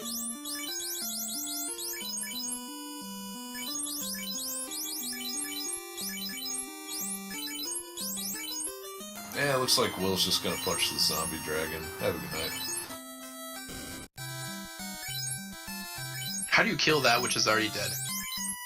By punching it 8 times for 900 damage. That is correct.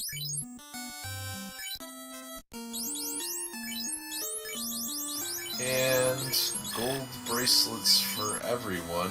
Not quite everybody. I would throw one on my black belt just for safety's sake. Oh yeah, I agree. And especially with that much money on your pockets. Well, I mean, and then through, the level 30s, you don't feel bad about opening your armor screen either. Alright, so we'll take stock of the situation. Hopefully he will correctly identify the crown chain as the most profitable next step for him, because that will lead him to the slab. Yeah, and I think that's probably what he's going to do. I'd be curious to see if he remembers to check the Astos chests or considers going to the bottom of Marsh Cave on a gamble, because the floater could still be there. And we see Zarby entering the Earth Cave here. Didn't see a save dropped immediately on the exit, so he might walk out of these top and bottom places once he checks them. We'll see. You can always warp out too. Oh yeah, that's right. Spells. I'm so used to being warp trolled in my red mage parties. I'm not even used to having it anymore. And we have Zarby stepping on a trap tile. Finding the black shirt. I'd say that's worth keeping. Yep, especially with warp in your inventory there. Oh, here comes the save. Man, if there's one thing I always do, it's what Zarby just did. I always head straight south out of that first stage in Earth Cave, thinking that's where the chests are. Same. Gets me every time. Finds another trap tile.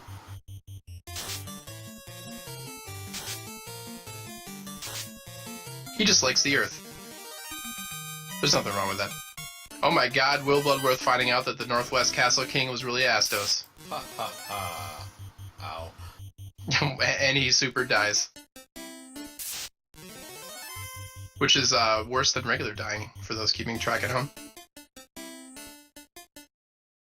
By what factor would you say? Is that like I'd say by a factor of super. Is that an SI unit? I'm sorry, sir, this is America. We only use Imperial units.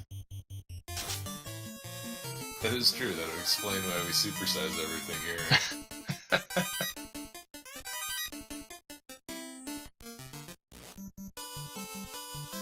Interesting. Zarby only checking those chests and then piecing out.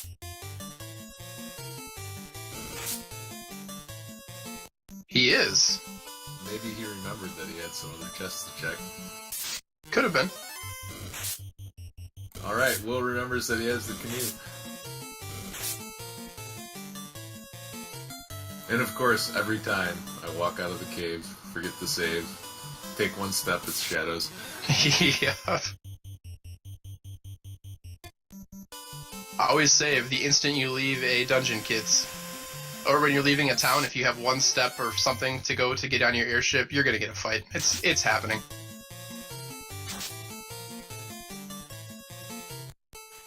Will with 87 cabins, and I think he's set for the rest of the game.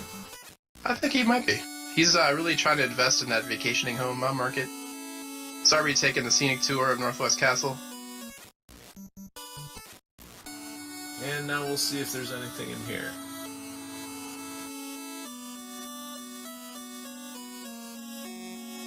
I'd be curious to see if he wants to go to Marsh Cave before going to Earth Cave. Yeah, wow, no floater. A lot of iron, though. He's doing it. The madman's heading toward Marsh Cave. I like it.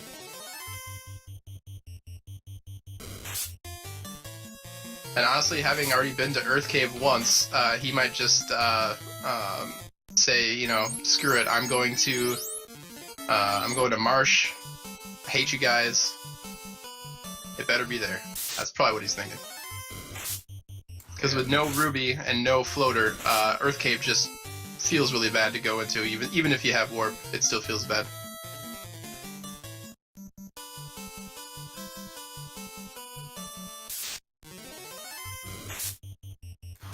Will getting trolled by a pack of wolves. They're not running away, and he can't run away. But he's getting closer to sort of that magic number of 40 when things start running away. Yep. And with that many cabins, you really want to be maximizing your safe scumming on the overworld to avoid fights.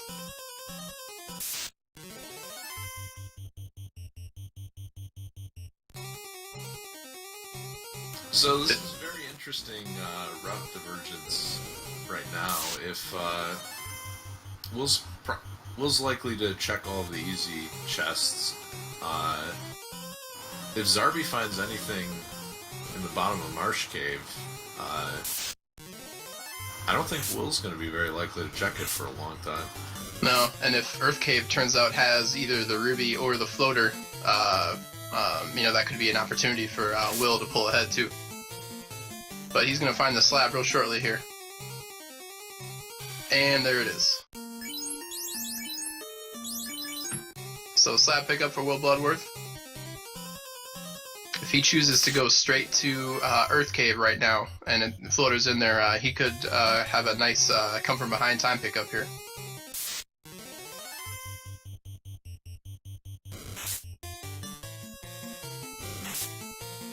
Doesn't remember the bottle. Picks up another one. Oh, that's right. Did he already have one? And oh, ruby. Zarby finds the ruby. This, What a maximum troll seed. If floater is not in the second floor of Earth Cave, this could be maximum troll here. A crown-locked ruby required seed is like the thing of nightmares. Well, I mean, I certainly felt like commentating for another hour. I don't know about you. Strap in, kids. It's gonna be a long one. Not going anywhere for a while. Grab a Snickers. Although we did find the slab a little early, so if we had not found the slab yet, and the slab could still have been in like Sea Shrine or Sky Castle or something, that could have been even more impressive. But we're still in like we're in top 80% troll seed percentage here, that's for sure.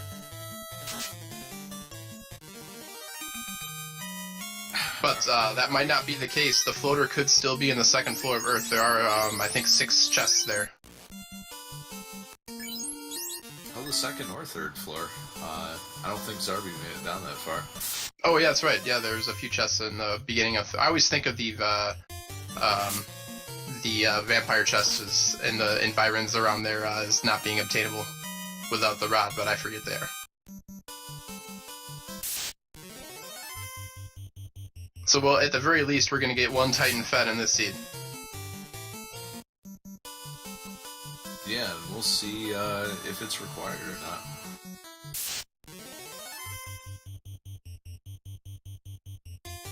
That, having the ruby opens up 12 more chests for consideration. Which is about how many are left in Earth Cave right now, so it's a 50-50 shot. Well, and at this point, if you're Zarby, you're thinking, I pretty much have to go to Earth Cave, like there's really nowhere left for him. Yeah, and having the ruby makes it feel less bad to complete.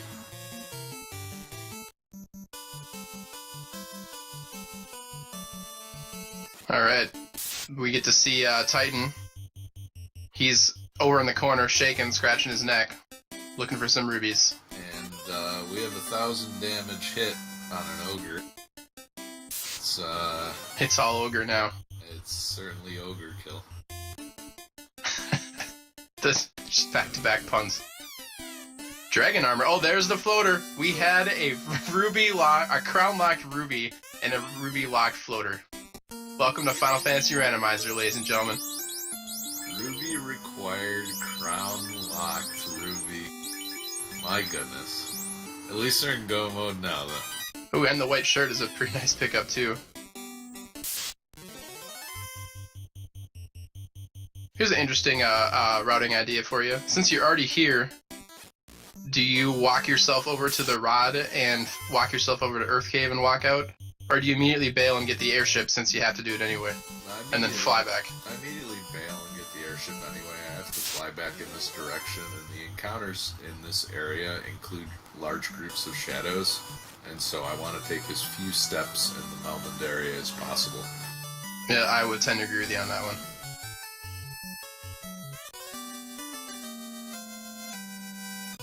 But I think at this point, with the magic they have available and the levels that Zarby is at, I'd be surprised, or I wouldn't be surprised if he started skipping large swaths of chests, because he's got one ribbon, pretty decent spells. You know, he might be looking for another ribbon, picking up some easy chests, but yeah, I would consider at this point just picking up the easy stuff and trying to make up a lot of time that you lost early in the seed, just from the way the items were. Meanwhile, Will is immensely enjoying his ability to Falcon Punch everything.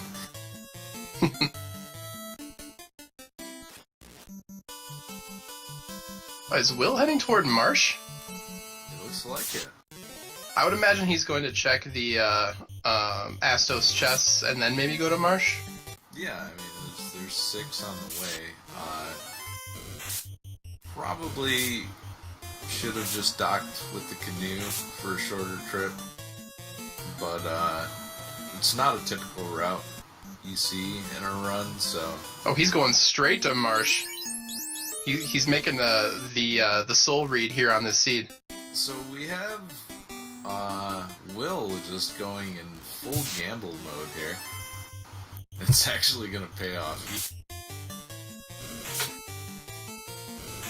I'm a little bit worried for Will, though, because even if he makes this play, Zarby's still definitely got a lead on him. But he will make up time being able to just beat the crap out of the bosses in the Temple of Fiends.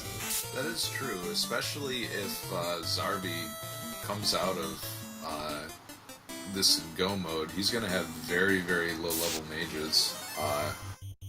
Now that's exactly what Lich likes to see. Yeah, Lich Nuke does not discriminate. Its fiery touch knows all.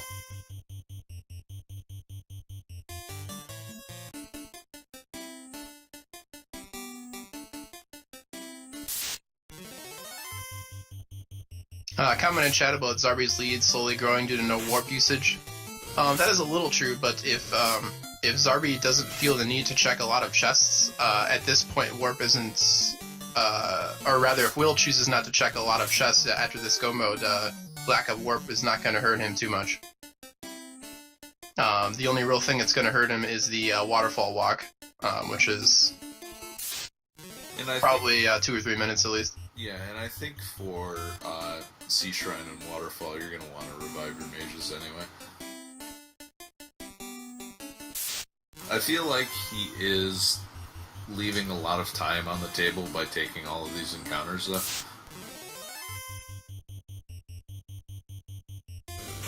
And actually not being able to warp out of Marsh Cave here is actually going to cost him a lot of time, though. Yeah.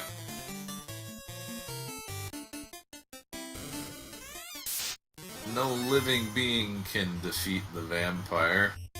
Today I learned the Light Warriors are all undead. It appears I was mistaken. That is the most boisterous and overconfident vampire I've ever seen.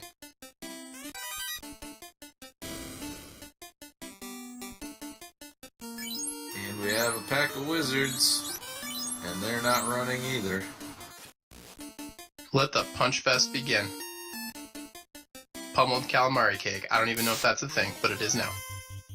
Oh, we got high five wizard fights. Yeah, sync up the wizards. And the cobras. Will finding that ruby. So, this is definitely going to point him in the direction of Earth Cave, so not going to do Ice Cave. Nope, so that's definitely some time Will's making up over Zarby here. Although, Will would certainly like the Power Glove probably a lot more than Zarby does at this point. Yeah, that is definitely true.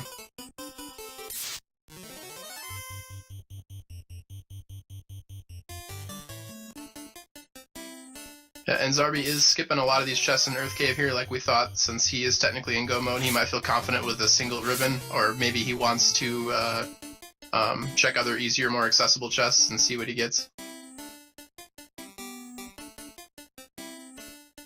No, don't go right, Zarby.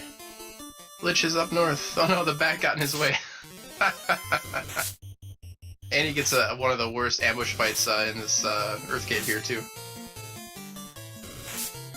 Yeah, the Ooze Arachnid formation, I believe, is either Group 7 or Group 8, so very low chances of running into it, and, of course, you run into it.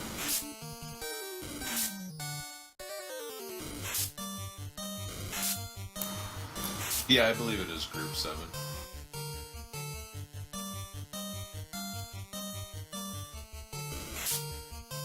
More wizard fights. Oh no, that's a trap tile wizard fight in Marsh, rather.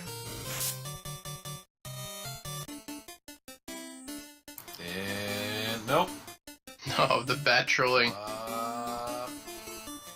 Yeah, at this point you just push him out.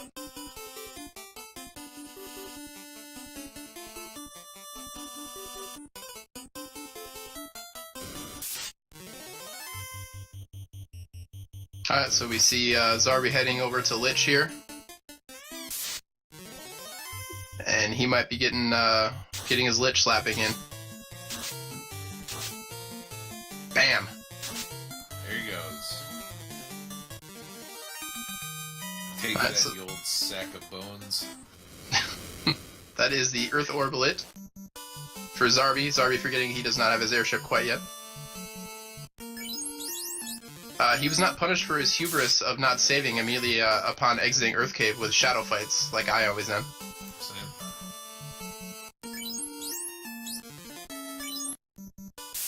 So I think it'd be really interesting to see if Zarby elects to check like all the free chests you get with the airship, like the Cardia Islands or elsewhere, or if he's just going to beeline straight to the Gaia area to get his Oxyale and translate his, or rather pick up his chime. Probably would feel a little more comfortable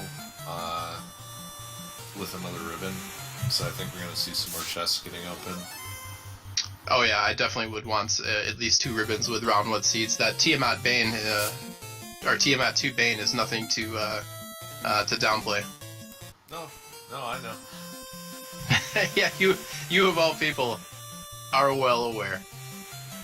Hell, you even had your protections. For those who might be wondering what we're talking about, Edgeworth was in a race and got baned through a ribbon. So, ended up costing him a reset. Rest in peace, PB. Yeah, that was a free seed too. Although I did manage to get a sub 130 in a race recently, so I don't feel so bad about it. Nice. Airship at 142. That's a pretty late airship split if you check your sub splits. We've drawn this one out.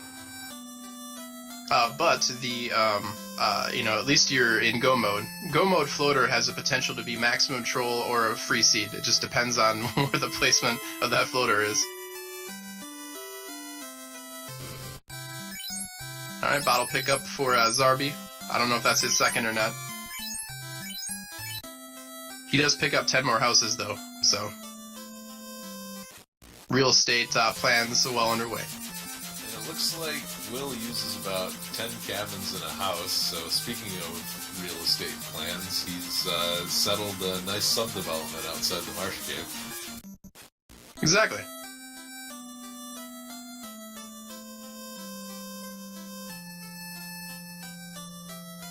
Alright, Zarby's on his way to pick up his Oxyale from the town of Gaia. Since he doesn't have access to the tail, there's really no point in checking the magic shops here.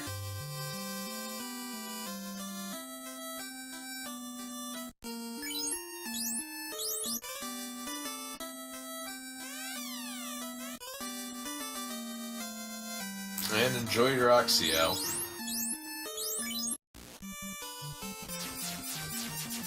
These monster packs that Will is not able to run from are just costing him a lot of time. The black belt not being high enough level, I think, is not causing enough runs to happen for it to be profitable for him. Yeah, and I feel like he may be seeing enemies with randomizer morale that's a little bit higher than normal. True. Yeah, I mean, he should be getting at least some of them. Yeah, I would say at the level that he's at least half of those packs should be running every time, and they're not. So, a little bit of bad luck.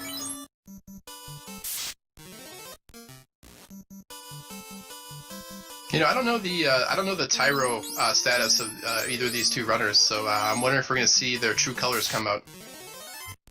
At least for Zarby, we might see. We're about to find out. But first, we'll see what his opinion on toga parties are. And he thinks they're pretty rad. He does. Well, I guess he's warping out, which is the speed way of doing it, but not the play way of doing it. And without saving is immediately greeted by a unrunnable.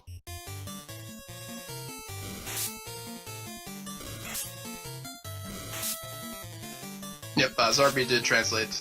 Obviously, I think he got it on one of his many trips into Melman. And speaking of Melman, we see WillBloodworth docking next to Melman and heading over to the Earth Cave. He's going to take a shiny ruby over to the Ruby Star of Titan and pick up his floater.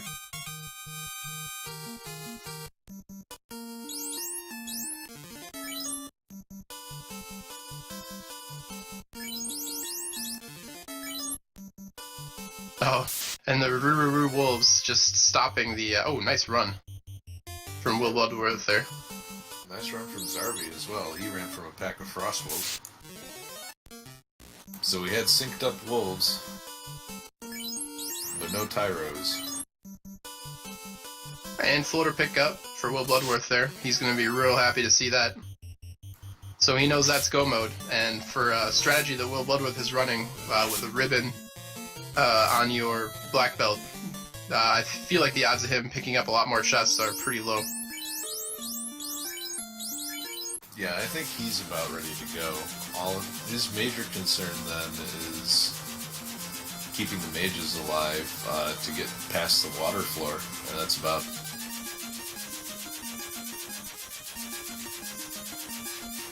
I don't know if WillBloodworth is a guy that does random or does RNG manipulation for Temple of Fiends. Yeah, I don't know if either of the runners do it.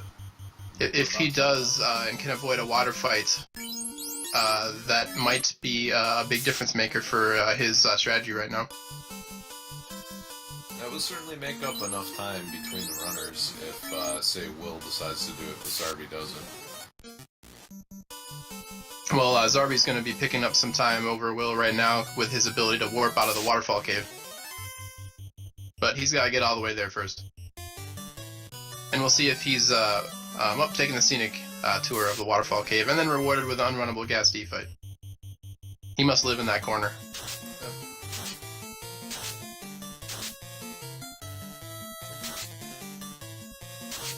Yeah, in my last race with Show, I skipped a lot of the memes because I was super worried about losing, so I regret not taking time to find out of bounds bats, so I'd like to take this time to apologize to the community.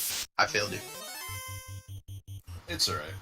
We'll see if we can get a validation to make it up to you.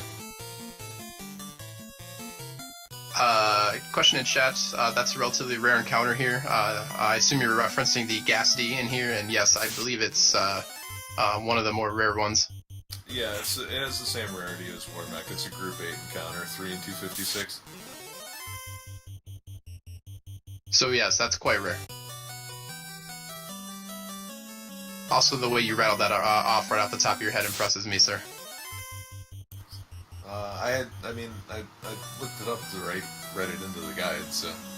We have Out of Bounds Bat! Yay! Out of Bounds Bat, best bat.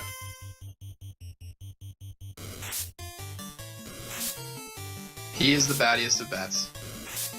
40% more batty than other bats. I know because I checked the label. And we're going to be, in addition to the out-of-bounds bat, Zarby also picks up the cube. Cube is required to enter one of the required dungeons, required to beat the game. Out-of-bounds bat not required to beat the game, but required to win in my heart. I mean, just because it says 40% doesn't mean you can trust it. Yeah, exactly. I mean, you're buying into big bat slides. Is the bat lobbying machine that powerful? You see him outside of Washington hanging upside down from some of the buildings. I mean, they are that buying powerful. senators. They're the most powerful minion in the game. Even the Light Warriors can't do anything about them. They just gotta wait for them to move out of the... That's true. In fact, I bet Big Bat lobbies to put more bats in more dungeons that don't have them. Oh my god, can you imagine double bat mode? What would, here's a question for you, Edge. What is the worst dungeon to put bats in that don't already have bats? I would have to say, probably, Sky Castle. Yes. Yeah, because you know how you make the game not completable? One bat on a Warmech bridge. Just spawning right in the middle. And then in that same ROM hack, you just draw a giant middle finger on one and with sprites on the other side of the bridge. That's the way you do it. No one will ever play anything you publish ever again. So we see Will here in the think tank, thinking about where he wants to route. He's technically in go mode, but looks like he's opting to go to Earth Cave? Nope, translating the slab. Maybe he's gonna go do the ferry turn in and the Oxio and the chime pickup all at the same time. So, Will in the think tank, Zarby in the fish tank.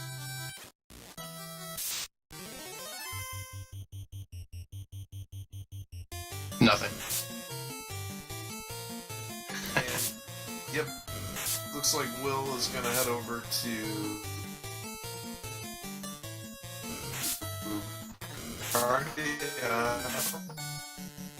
Let's check some pre-chests. Looking for live party members at this point. Yeah, you only find those in the buildings in town that have a heart on them, though. Or a cross if you're playing the Japanese version. Punches out the Manticore. Good experience. Better in packs, though. Although not for him. And we have the no fun allowed unrunnable. Zeus Gauntlet making that fight a little less oppressive, but not great rolls on the Zeus Gauntlet there. No, but at least it thins out the turn order a little bit, so even though it didn't kill very many, still worth it.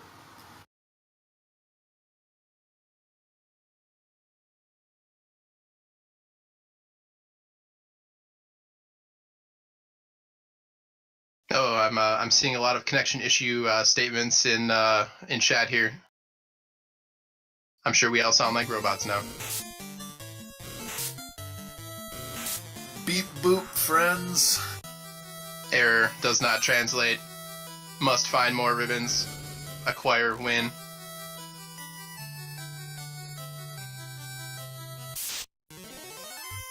Nothing too exciting in the Zardia Islands there.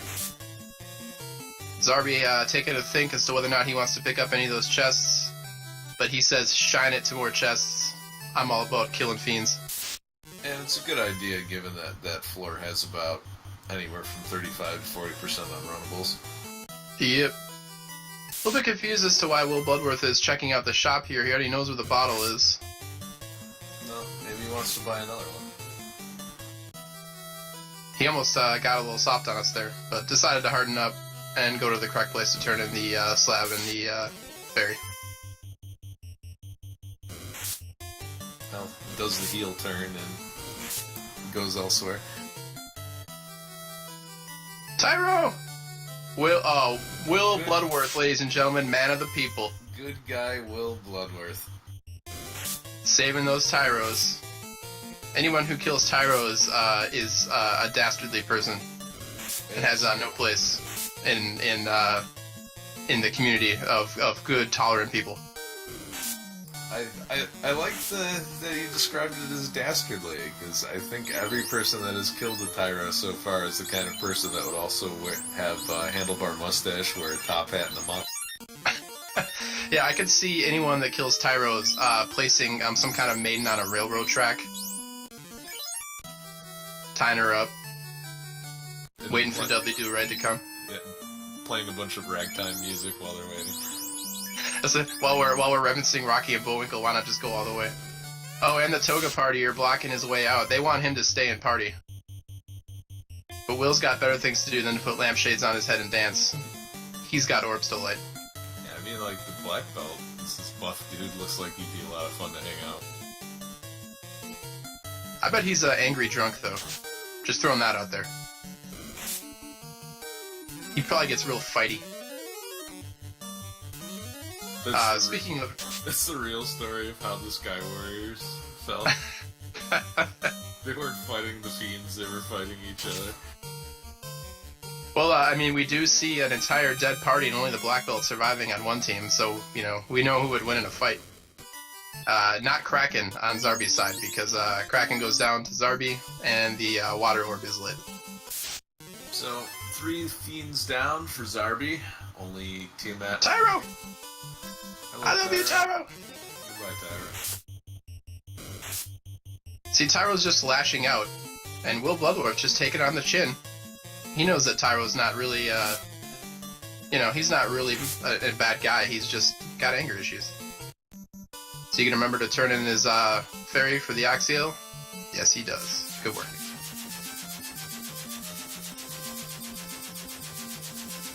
I'm seeing a lot of talk about Tyros tasting delicious in chat, and I want you all to know that you're bad people.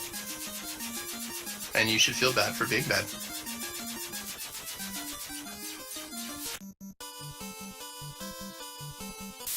We see Zarby parking outside a Mirage Tower, getting ready to go fight Tiamat. It is the last of his 4 crystals. DH Storm saying that nothing that tasty can be that innocent, and I highly disagree with you.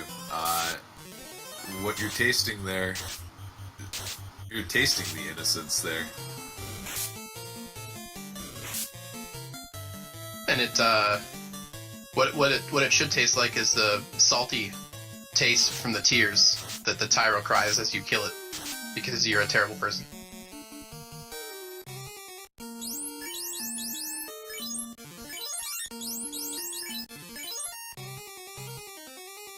Alright, so, WillBloodworth in the think tank again here. See where he decides to go. He does have to go back to Earth Cave to finish it, and still has to finish Sea Shrine and Mirage Tower, and has yet to pick up the cube, so... Yep, Sea Shrine's a good choice. Don't blame him for heading this way.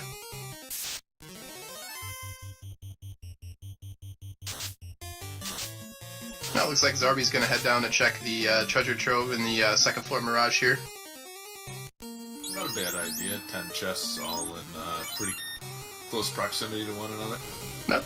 Yeah, the less than, greater than chests, always worth picking up if you're still looking for items.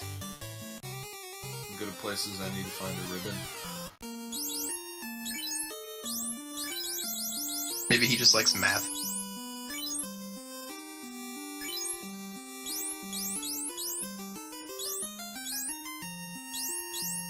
Alright, and we got WillBloodworth heading over to Waterfall Cave. Unfortunately did not take the time to revive his red mage, so he's gonna have to hoof it out of here.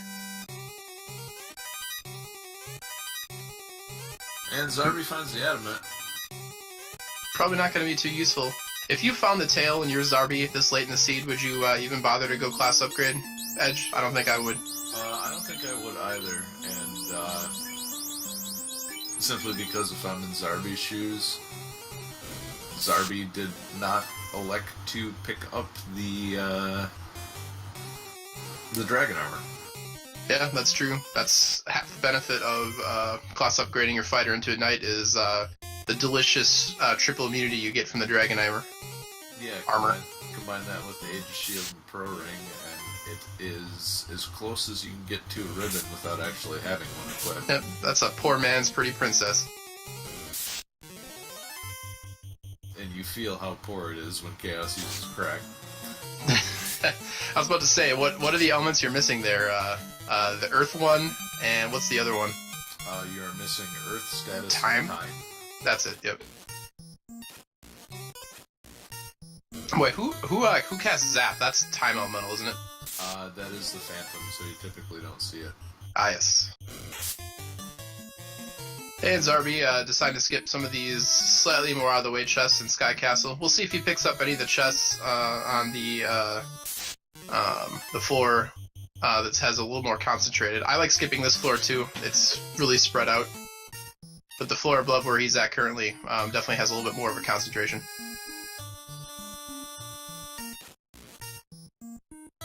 And Zarby thinking, and says more chests are for losers. I'm gonna walk around this warp thing and then I'm gonna go into it. Ooh, WillBloodworth getting dangerously low on this mummy fight in the waterfall cave. Makes it to the magical level. Oh my god, heal your black belt. Here, please Heal your black belt. Oh god, does he notice? That's a fast mud golem. Not so fast, buddy. Oh, thank god, he's healing. Oh, now he realizes it. I would consider moving your black belt to the first place, since it's all irrelevant anyway, and it makes it a lot easier to menu these heal potions. 100% agreed. I think from Volcano onward, if you're going to do the power strat, he's got to be in that spot.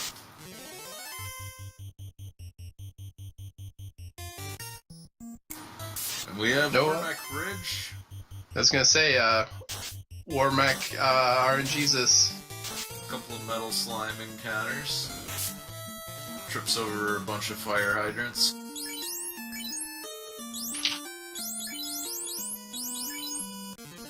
The quad Red Hydra fight is a little scary in vanilla from the all the cremation that goes on.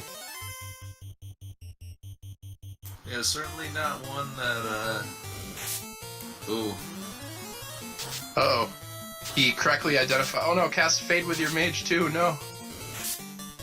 Although we know that low-rolled Fades are enough to kill these. Do we have a trance party? Oh, he gets real lucky.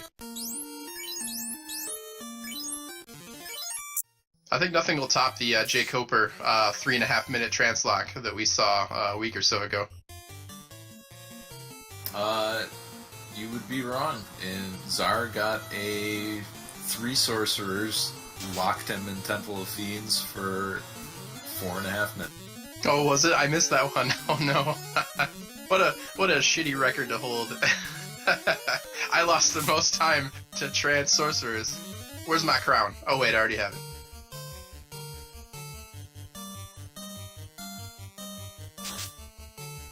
Some power gauntlet usage from Zarby here before the Tiamat fight. Will does not heal up before going into this fight. What correctly identifies that he needs to punch the Whiz Mummies out first before using AoE, otherwise he's going to take way too much damage. He's thinking. Meanwhile, that's a dead Tiamat for Zarby, so that is all 4 orbs lit for the Zarbmeister. 4 orbs lit? We have the key. Let's get the hell out of here. Pretty much. I think that was the last chance we had to see if Zarby would see a Tyro, and Tyro not showing up for Zarby. Maybe Zarby's a dirty Tyro killer, and you know the Tyro sensed it, didn't want to show his face.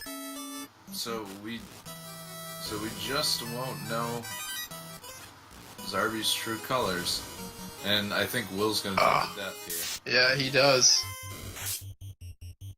Another reason to revive your mages before going in that fight. If warp wasn't enough for you, enemy packs like that should be another. Yeah, and Will really showing the limitations of the single party member strategy. But we got Zarby walking into Temple of Fiends. No manipulation that I saw, so we might be seeing some scary-looking water packs and poison Ds. Well, runs into a pack of Frosties and gets hit up with some blizzards, and not the tasty Oreo kind, so he's just gonna reset. Chocolate chip cookie dough, or nothing. Fight me. I'm not gonna fight you, but that is also a valid option. I would say it's like 1 and 1A. That's true. I mean, Oreo Blizzard is the classic, and Zarby, unfortunately, getting a little turned around in the Temple of Fiends. In his defense, this is the most confusing dungeon layout in the game. Manages to get away from a pack of bad men. Those are some bad men. Oh, and they're chasing him down the hallway. That's how bad they are. Oh, he gets the hero run, though. I think that was a strike first chance, so... But he did get the hero run early. It's still a hero run if you first turn successfully run, even if it's free. Alright, no party members except for his Red Wizard under health here, so quadruple X. Oh, doesn't matter. He's dead. Yeah, but Glance is also a possibility, and that's a time elemental skill. And we have double validation, out of bounds bat scene for WillBloodworth, so maybe he just decides to take the reset on just the out of bounds bat. Zarby not recognizing that the Frost Giant Frost Wolf fight is unrunnable. Nope, and he's gonna take a lot of chip damage off of this. The Frost Wolves don't have a giant huge chance to cast Frost, but even their attacks, regular attacks, are kind of gross, so... Yeah, and I mean, even 2 out of 6 casting it, still gonna feel real bad against, I think this team only still has 1 ribbon, right? I believe both runners only have 1 ribbon. I don't think we've seen a second one. Yeah, I imagine it was somewhere in the Sky Castle. Q pickup for WillBloodworth, again. We'll see if he can make it out this time. Well, remembers to heal up this time, and with 3 times the heal play what he had in the last and he gets a 5 Wiz Mummy roll here. I think that's the most he could show up in this formation. Good experience if he manages to get away from it.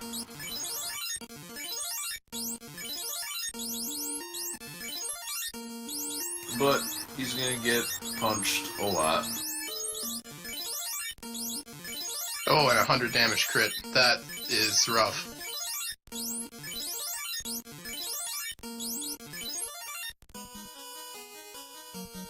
Couple of decent rolls on the Zeus Gauntlet there.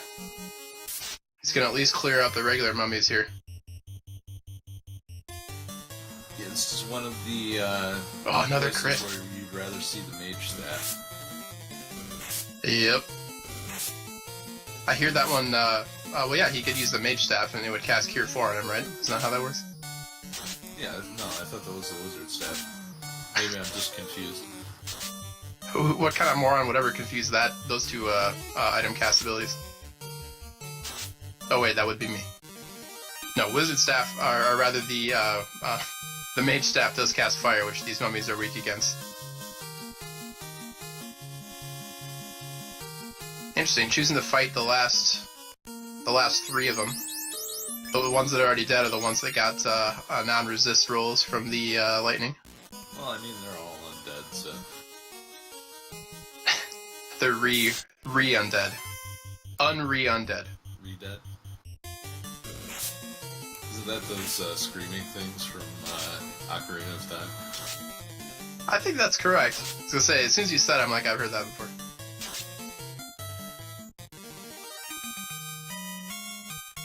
Alright, so WillBloodworth making it out of that fight. But now he's got the jog out of Waterfall Cave ahead of him, unfortunately. Meanwhile, Zarby getting Blizzard in the face. No Oreos or cookie dough. Just pain. However, level 1 heal 3 gonna make up for a lot of the nonsense he's gonna get from these packs. Yeah, Red Mage taking over half his health and damage from those blizzards. Must be lactose intolerant. Yeah, he did not pick up any lactate. He's gonna be having a hard time. Speaking of hard times, Zarby is heading up toward Lich, which is a very high chance of casting Nuke as his first action, and none of his mages have the maximum health to withstand a really high roll of Nuke, so if WillBloodworth has any hope of catching up, it would be if Zarby gets a lot of bad luck with his Nuke rolls here. And gets an unrunnable Earth fight just for extra spite.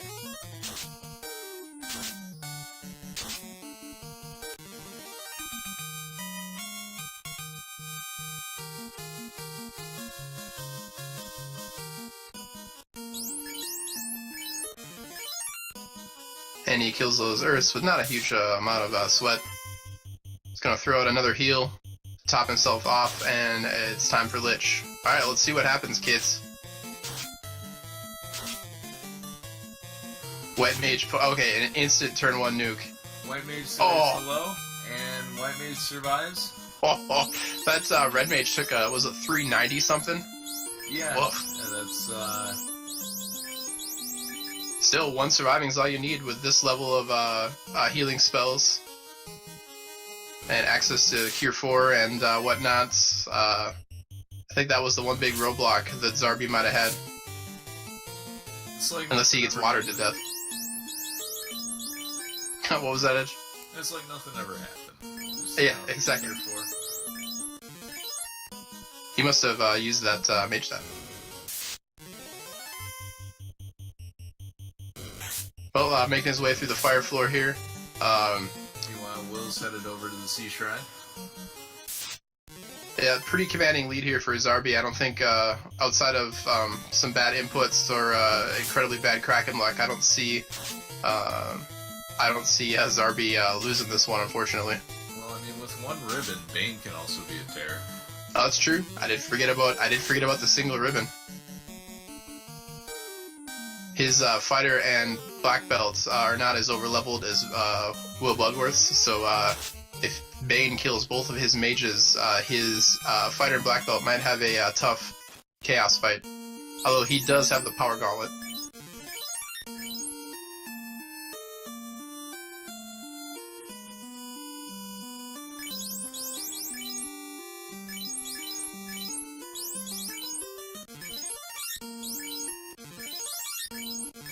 Attempting to drink the Oxy Ale in the menu. Does not heal, unfortunately. It would be nice if it did. It doesn't even get you drunk. What kind of ale is this? No, you can only drink that ale if you're allowed a large cow-like mammal.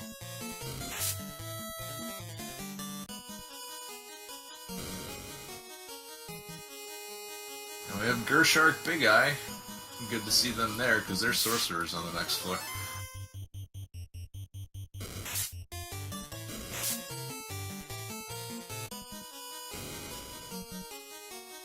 Zarby having a pretty smooth water floor so far. I was gonna say, yeah, I have not seen any water elemental fights. And I have a well, there we go. Well, there we go. The text message is in. It's someone complaining that I gave him the commentator's curse. So why haven't you mentioned the waters yet? I need them to spawn. Boy, if Will chooses to go up to the mermaid floor, he might lose a ton of time. Oh no, he was just checking that one chest. No, I mean the crown was in there for ice, right?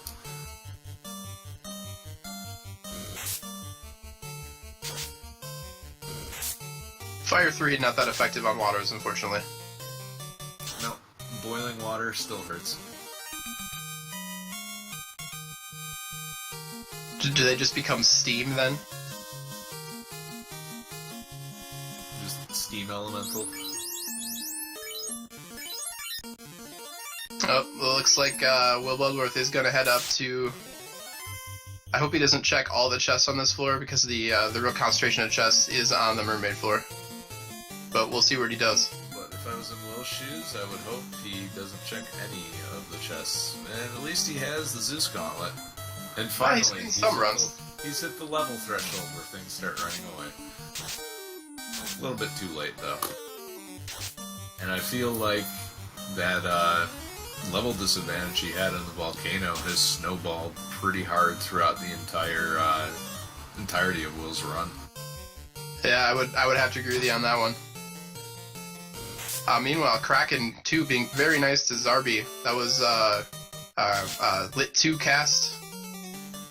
And he did molest the fighter, but that's probably the best person to attack because of all that defense. And a 999 black belt punch. Gets the job done. Yep. No need to go for 1,000. We'll save that extra digit for Tiamat.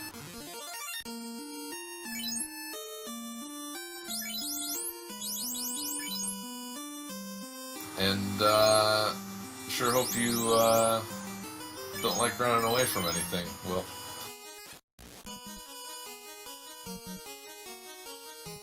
Yeah, that Zeus Gauntlet, the most use in this section of the game for Unrunnables, because these Sahags are all weak against it. Ooh, the double Evil Man. They do have Nuke in their spell list, although it's after Xfer, so the odds of them getting to it are pretty low. Yeah, but if you see Xfer, you better book it. Here's the Here Bane. comes the Bane. Oh, the White Mage dodges it. Lives. Man, that Red Mage sucks at not dying. I mean, it was all the Oreo blizzards. He's not feeling too hot. Yeah, I mean, the poison smoke was what happens once he ate the blizzard and was lactose intolerant. That comes later.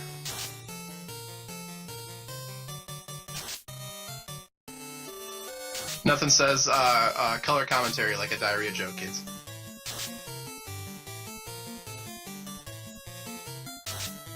So we do see WillBloodworth checking the kind of the disparate chests in Sea Shrine. I would say that if you're choosing to check chests for whatever reason, going to this one particular chest is a pretty large waste of time. It is a long walk for only one item. If I felt the need to get chests, I would go straight to the Mermaid Shrine and get those. White Mage getting a little low, and another Bane cast. Uh-oh. Oh no. And this gets the Mage. Oh. Alright. Well, he's got plenty of healing potions left.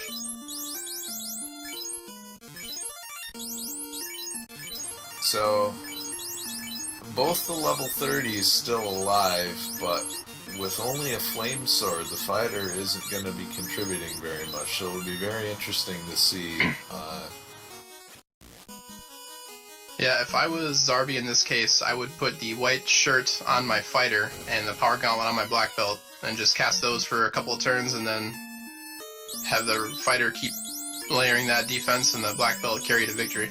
Yeah, I agree. I think that's the best way, and it looks like we're going to see some item rearrangement right now.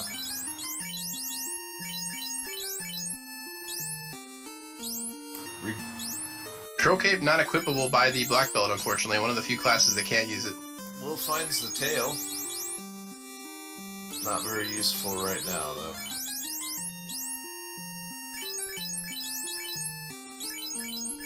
Maybe that was the seed trying to tell him to bail, and it just can't spell.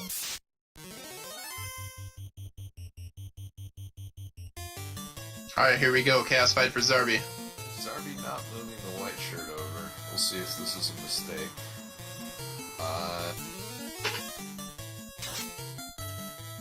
Thinking about using the defense sword, maybe? Yeah, I think at this point you just need to go all out on your offense if you're not going to move that white shirt and just kind of see what happens.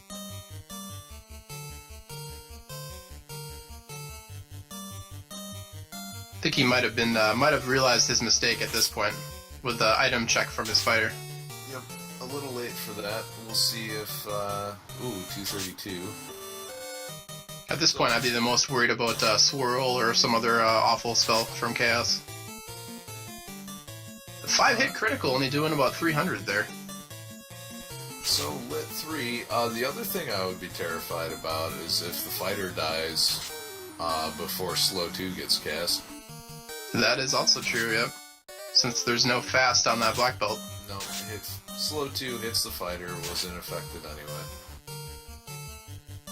And Crack does not take down the fighter. The fighter successfully avoiding crack, keeping clean. We have an Inferno. Looks like Zarby is electing to continue to buff the black belt in anticipation of Tier 4. Black belt takes a big hit. Yeah, you gotta go right now. Oh, big crit. Ah, you better hope he goes first. Chaos oh no! Tier 4. Oh no! Still possible. Still possible, but another skill is gonna do it. Both Swirl and Tornado are non-elemental. Oh, so a big hit. Zarby's gotta hope he goes first. Oh, come on, black belt. Oh, wow. Wow, what a clutch win.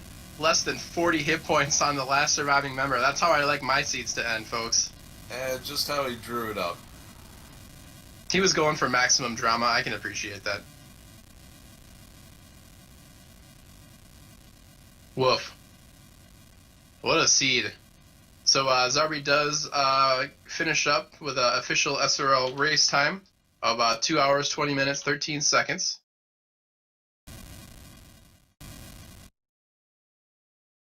That was a definitely a troll, a seed that leads more toward the troll mention, with a crown-locked ruby and a ruby-locked floater. This was definitely not a free seed. Yeah, in fact, I feel like it's so trolly that we should give it to some of the folks that are away for the weekend when they come back. Just have them race it. Just, hey Joey, I got a seed for you. Yeah, I think you'll enjoy it. And he'd be like, what? Sure, I trust you implicitly, Edge. You would never do anything to troll me.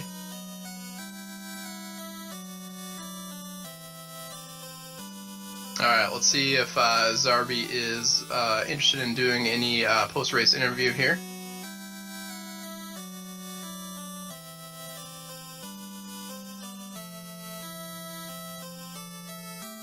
WillBloodworth taking a think over there in Sea Shrine.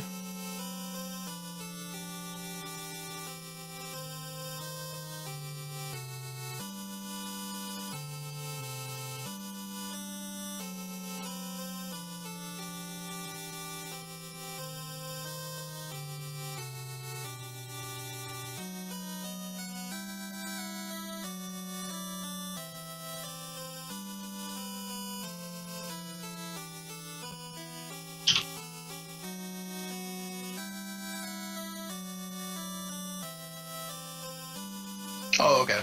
So I don't think Zarby is the interviewing type. I don't think his mic situation is going to let him get in there. So we won't be hearing from Zarby here, but definitely GG to him.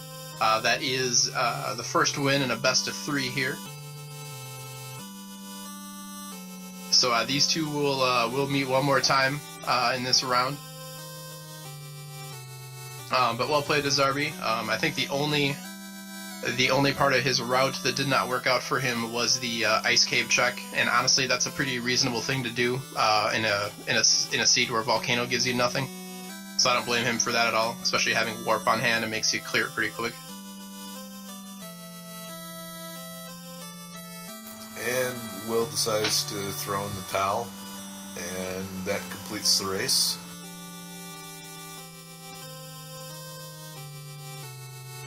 We'll see if we can get Will in here for some post-game comments. But yeah, definitely GG to Will there. His slow back belt strategy was definitely worth pursuing. I just think the getting bogged down in some of the fights, and I think some of the morale rolls were pretty high. It just kind of ended up biting him in the butt a little bit. Yeah, and I think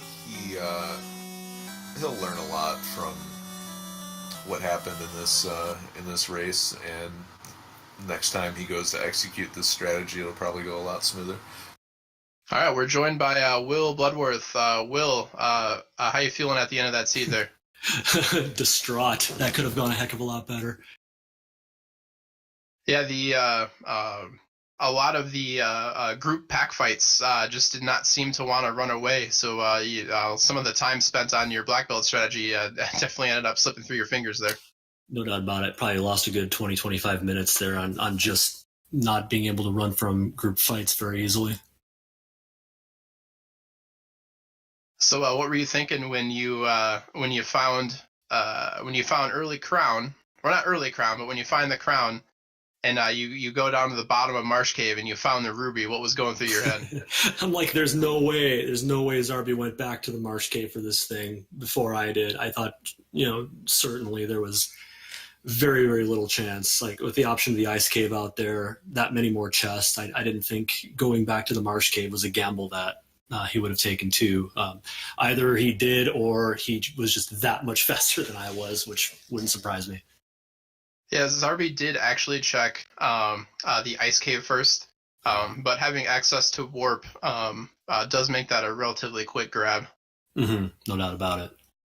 Yeah, the solo black belt strats were they're sometimes very effective, and sometimes times like this, very much not. So yeah, I'd say in a seed where you have access to warp and like a big AoE spell like Fade early, you could definitely level up your black belt like you did. But having at the very least having those mages alive to like let you warp out of places like Waterfall Cave, or just help you kind of mow down that low level trash is not a terrible thing to consider. That's for sure. Yeah, the Zeus Gauntlet was not doing the job, and I think my grind should have gone a lot faster than it did, but I gambled going to the volcano super early and super underleveled, and I had to take a one person dying at a time strat to make that work and power level the black belt that way. It wasn't a good, ultimately wasn't a good strategy. Yeah, you were getting a little low on that. We were starting to get a little worried for you with heal potions toward the end of your grind there, but your black belt like went into like, it's like he heard Eye of the Tiger playing in the background. He's like, I have to attack first every single fight. That's what it felt like, really. I said as soon as the heal potions run out, or where I'm going to be way too far under on health to go and take out carry, I'm going to stop grinding, or level 32, whichever comes first. And I hit 32. Normally I grind higher to get the other enemies to run from me faster, but that was not in the cards. No, I staying any later than that I think would have been risky, because you would have risked getting killed. So I think bugging out when you did was not a terrible choice. Yeah, I think the run was almost lost at that point. Just coming into the volcano early was probably the worst decision I made, and the second was leaving everyone else dead and just going solo through the whole thing. Just wasn't a good seed for that. Well, I think, Edge, you were commenting that you thought maybe some of the morale rolls for some of those enemy packs might have been lower, or might have been higher rather than normal. Yeah, because I feel like once you've hit about like level 38, 39, those wolves should be taking a hike, but they seem to not want to stick around. Yeah, and also the running should have been more successful more often, I think, too. So it was a combination, the double-edged sword of not being able to run and not being able to get them to run, and that just kicked my butt. So looking toward your next matchup with Zarby, are you going to make any changes to your strats, or any ways that you're going to want to make any changes or improvements? What are you thinking? Well, I think it'd be silly not to try, and I got to toy with some different mid-game strategy, because I'm pretty married to the solo black belt. Running solos is kind of what I do. It's what I'm comfortable doing. It's what I've streamed in the past. So I need to find a way to balance that out, especially if I'm getting like early fade, early nuke, early AoE spells. The early game grind in this was terrible because I had no AoE. I just had, I think it was like a fire spell or a lit spell. I don't remember, but just early grinds against 5 imps were a lot longer than ever. So yeah, I think fire was the only thing available level 1, and honestly we thought you picking it up to help clear those early fights was a good idea, so you made the best of that situation there. You did the best I could, for sure. I also thought about running Temple of Feeds a little early and maybe lucking out with the 3 chests there, maybe knock out Garland and run to Matoya, see if there's anything there to help me, but really you mean knock down Garland, right? Knock down Garland, yeah. Yeah, I wouldn't have gotten anything useful till I got to Provoca. I think that was where there was an AoE black magic spell. I think Fade was level 2 as well. Yeah, Fade level 2 was very nice. Yeah, so I doubled that up. I should have grinded a little bit earlier to get more spells to cast for my level 2 spell count for both the white and the red mage. And I think I could have had a better go of things in the volcano had I done that. Nice. Well, good job on your run, sir. It was definitely entertaining to watch. That's for sure. I'm sure that was my first ever speed run that I've done in period. First time I've ever raced. So I guess it could have gone much worse, but I think I killed one fiend. So yeah, it could have gone much better. Well, it's all right. Plenty of time for some practice and whatnot for the next match. So. Thanks again for the race, Will. Make sure you guys give these runners a follow. Zarby and WillBloodworth, definitely good guys to check out. I'd like to thank Zar for streaming us here on Randomizer Mania and my co-commentator Edge. And good race, Zarby, by the way. Yeah, well played to Zarby. Definitely earning that victory this time, but there'll be some exciting stuff for round 2 here. Definitely. Alright guys, that'll be it for us here. There are more tournament matches going on tonight. Let me pull up the schedule here. I'm not at all vamping while I'm waiting for Firefox to load. We do have an epic 4-player race going on at 10 p.m. Eastern over at Speed Gaming. Shalicia and Green Cleric are facing off, and Jake Hooper and Ishbin Maya are also facing off. They will be playing each other, but at the same time with the same seed. So that's going to be super hype. Make sure you check that out. But that'll be it for us here. You guys have a good night, and we'll see you next mission. Take care.